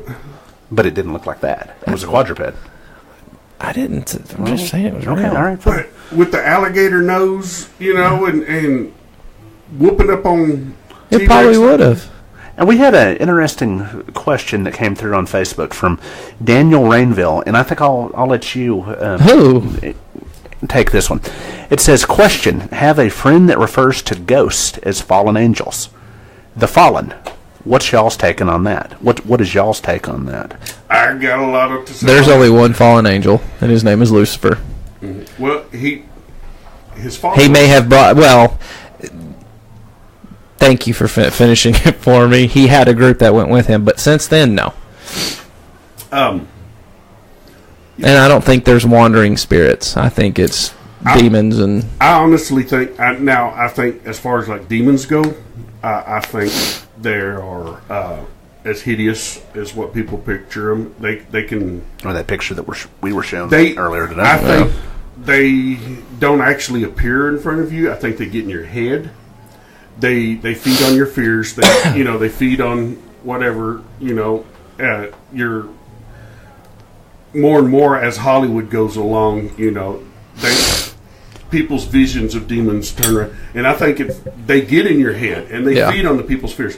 But now, when it comes to Lucifer, I think he's going to be absolutely beautiful because of the fact that he was the most beautiful angel in heaven. Mm-hmm.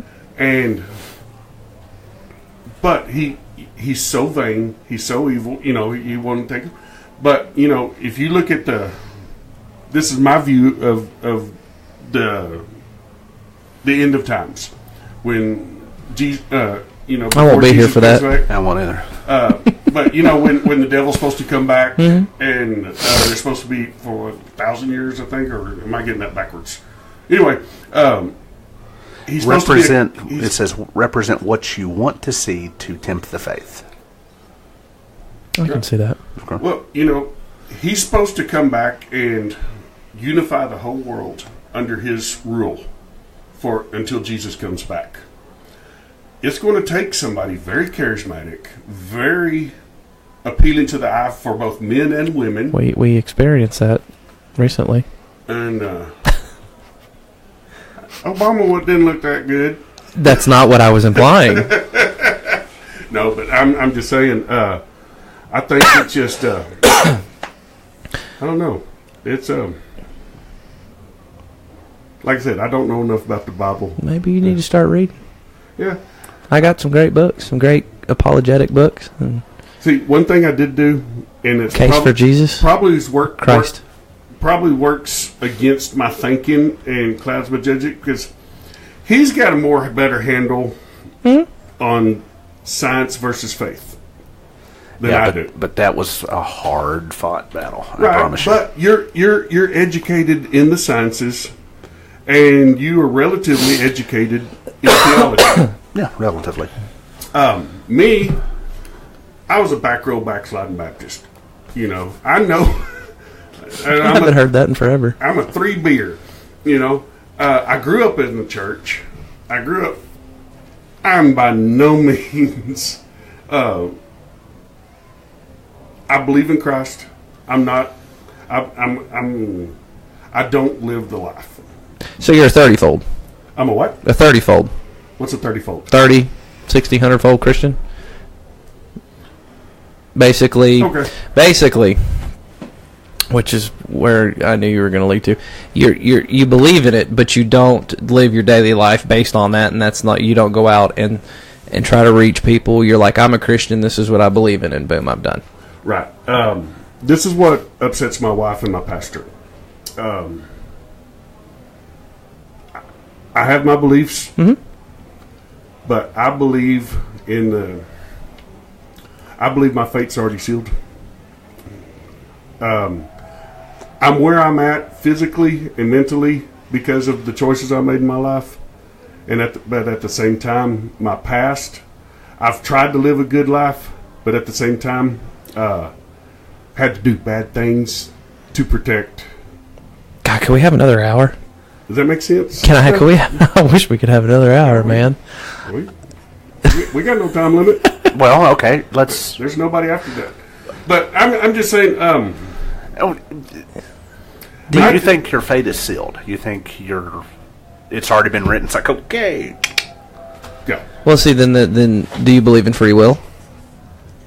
Yes, and because of free will, I'm where I'm at. Well, then how? If you believe truly in free will, then your fate wouldn't be sealed. Because then there's no free will. It's like a father and a son. You know, your son, when growing, you know, granted, you put things in front of him, but he's the one that ultimately makes the choice. True. I honestly think, and this is from heart to heart, I think if you put as much energy, and it's great to have things to pass time and to keep you busy and to learn, but I honestly think if you put as much effort to some of the things you're doing now as in studying that book, because I consistently hear you say, I just don't know enough about it. I know. Well, you know what? Wake up. And that's my fault. That really is. And I'm not trying to beat you, Yeah, but that's another avenue that you could have to strike up a conversation. I open this can of worms. I'm ready for it. No, it's just I grew up with a good family. I know the Bible. I know what I'm supposed to do. Does that make sense? But here's the deal. I'm too curious for my own good too. I like the sciences. I've never been trained and stuff like that. Mm-hmm. But I'm a big student of history. Mm-hmm. And my views on the Bible, I can't look at it as an actual historical. Why not? Not 100% historical, because the books were written so long after. Not really. Well, you look at like Matthew, Mark, Luke, and John, and 40 years maybe after, depending on which one. Well, and that goes to another deal of I watch a lot of documentaries and stuff and you get nobody knows for sure. That's the thing. But you can have a good. I'm going to give you a book of mine. Now I've read some of the Gnostic chapters. Yeah. The Gnostic books. They paint. There's a lot of I don't know. A lot of contradiction in each book versus what. But like one of my biggest beliefs, and because just because I've seen enough scholars, whether theological scholars or just history scholars and everything, there's the missing years, the teen years of Jesus. There is he wasn't doing anything. There's a Buddhist temple, relatively close. It's the oldest Buddhist temple in the world, and I'm talking about the Buddha, not the fat Buddha that the Asians. I'm talking about the man who never claimed he was a god or a prophet or anything like that. He. I've read a lot of Buddhism stuff, and there's too much parallel between. Well, there's some scrolls that go back way before even Jesus' time, and they have found. There's the Old Testament, right? Well, yeah, I understand that, but I'm talking about the scrolls in this Buddhist temple of their records and history, and there was a man named Joseph that brought his young son to study there and to keep him protected. And if you look at the Bible up until Jesus kind of disappears out of the scripture until he comes back, we go from a God-fearing, fire and brimstone God to Jesus preaching, love thy brother, love your neighbor, and everything. And if you look at his deals and you go back and you look where it was likely he was studying, it's like he took Christianity and melded it with the piece of the Buddhism teachings. Does that make sense? And I don't know, I just believe I believe on earth, I do believe he was the Son of God. Mm-hmm.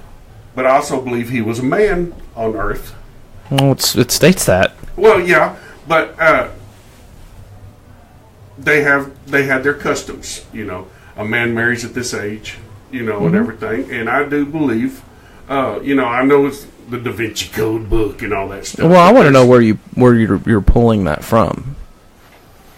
Because there's no historical, even, I don't want to say fact, but no historical hint that was even...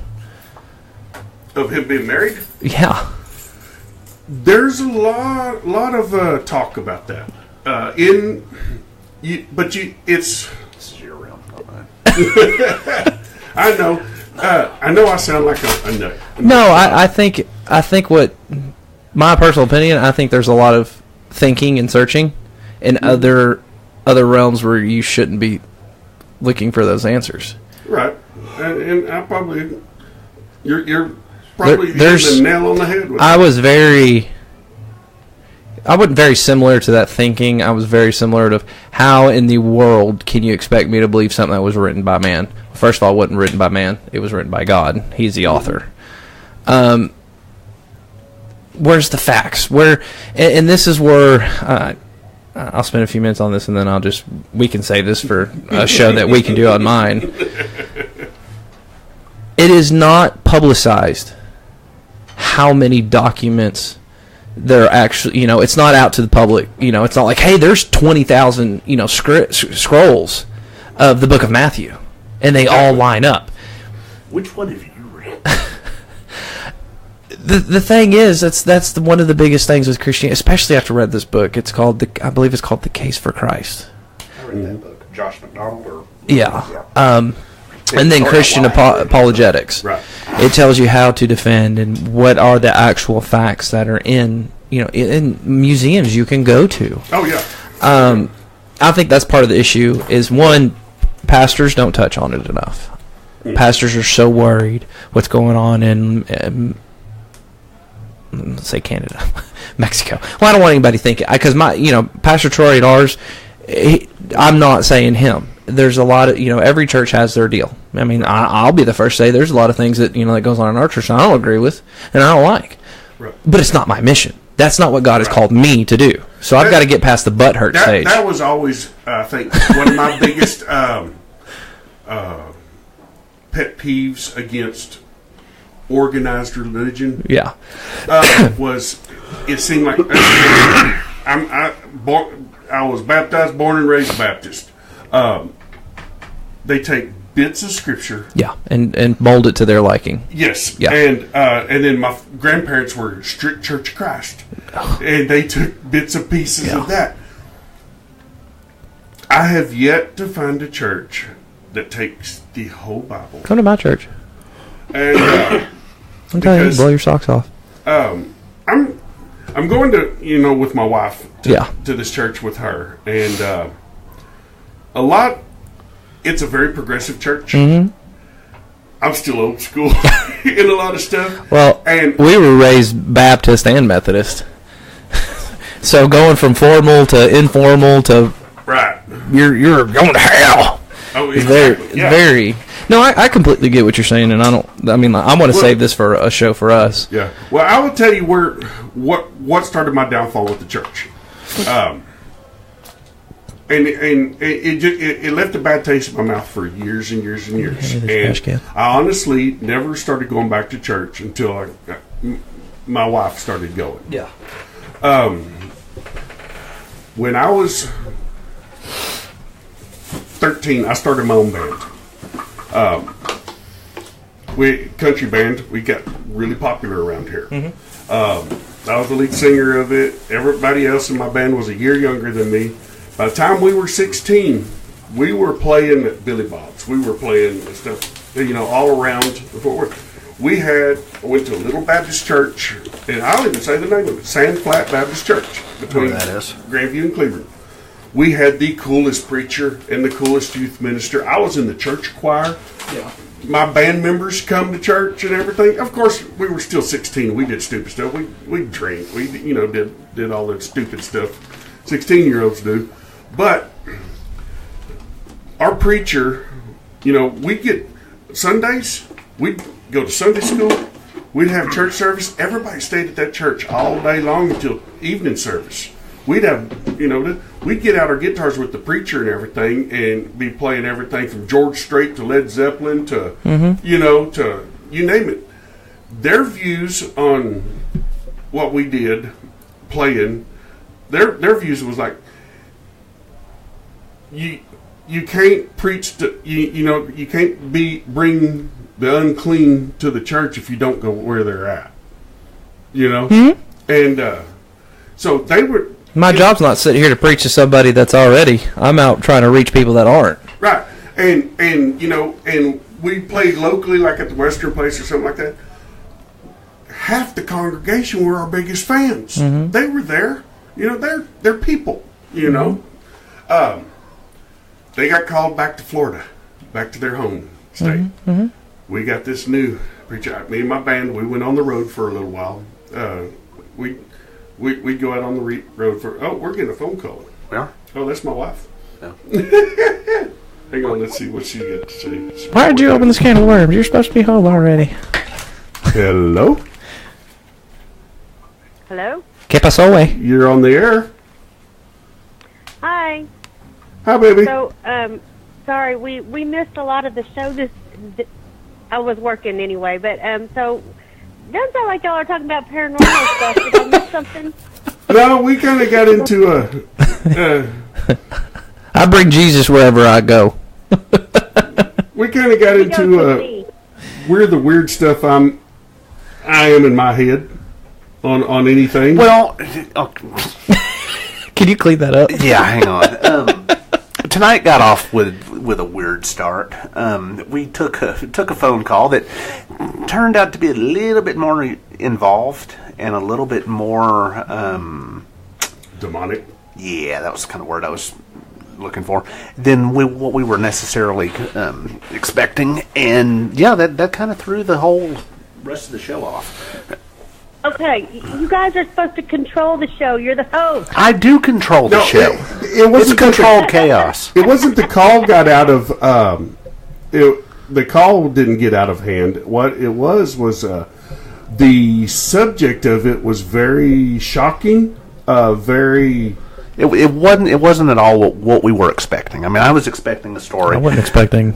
It's like, oh, hey, I'm doing work, and this book flies off the shoulder. I'm doing work, and this book flies off the bookshelf, and it hits me in the face. And Master Yoda comes in, and he's like, oh, strong in the Force it is. And then in the back, oh, Misa Jar Jar Binks, Misa knows I have none of this. Oh, and then Darth Vader is standing there. And he's like, "You guys, are you done coughing? I'm in the middle of something, boy."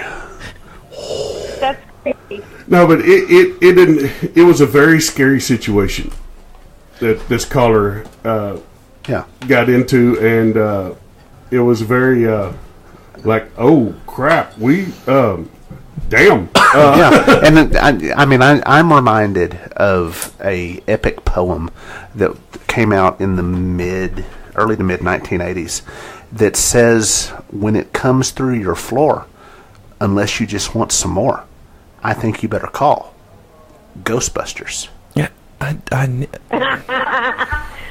If there's something strange, and if there's something strange in your neighborhood, something strange, and it don't look good.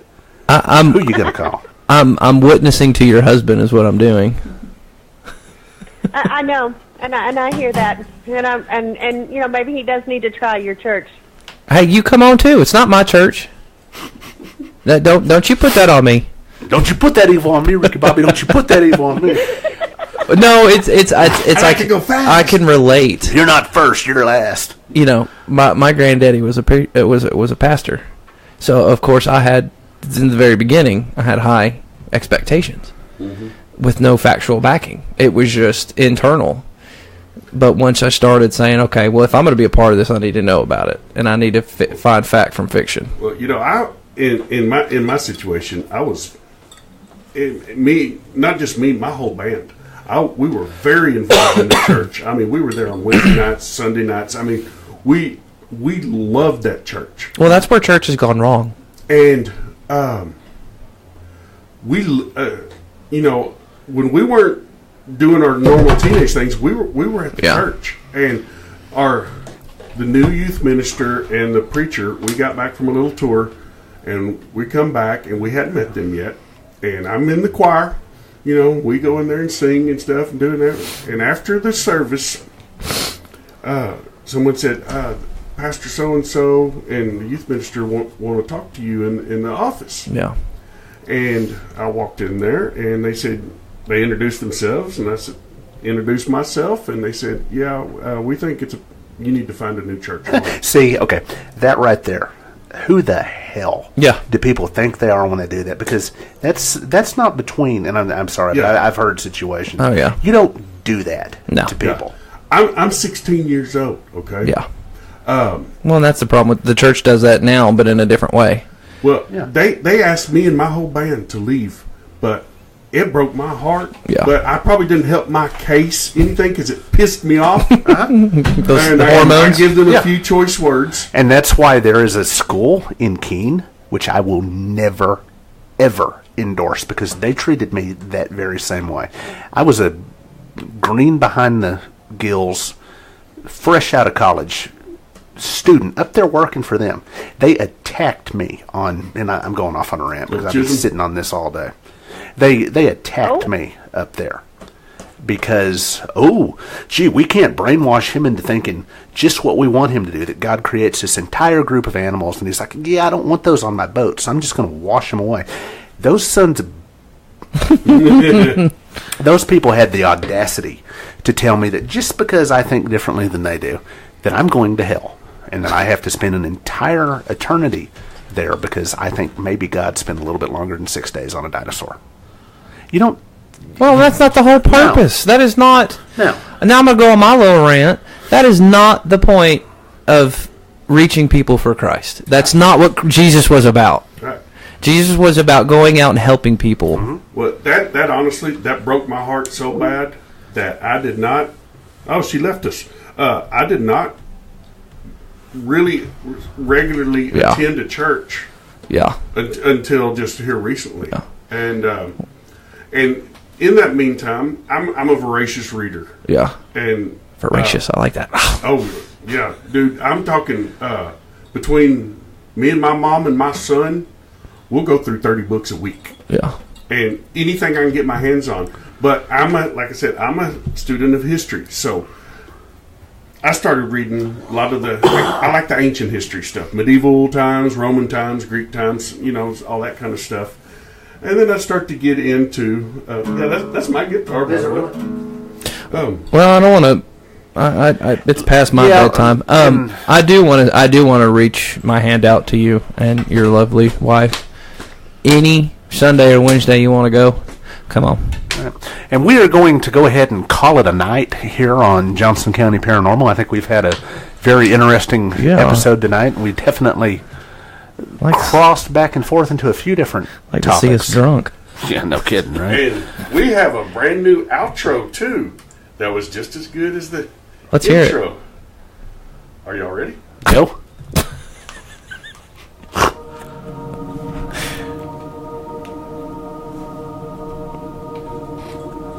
Thank you for spending your evening with us. We value each and every one of you.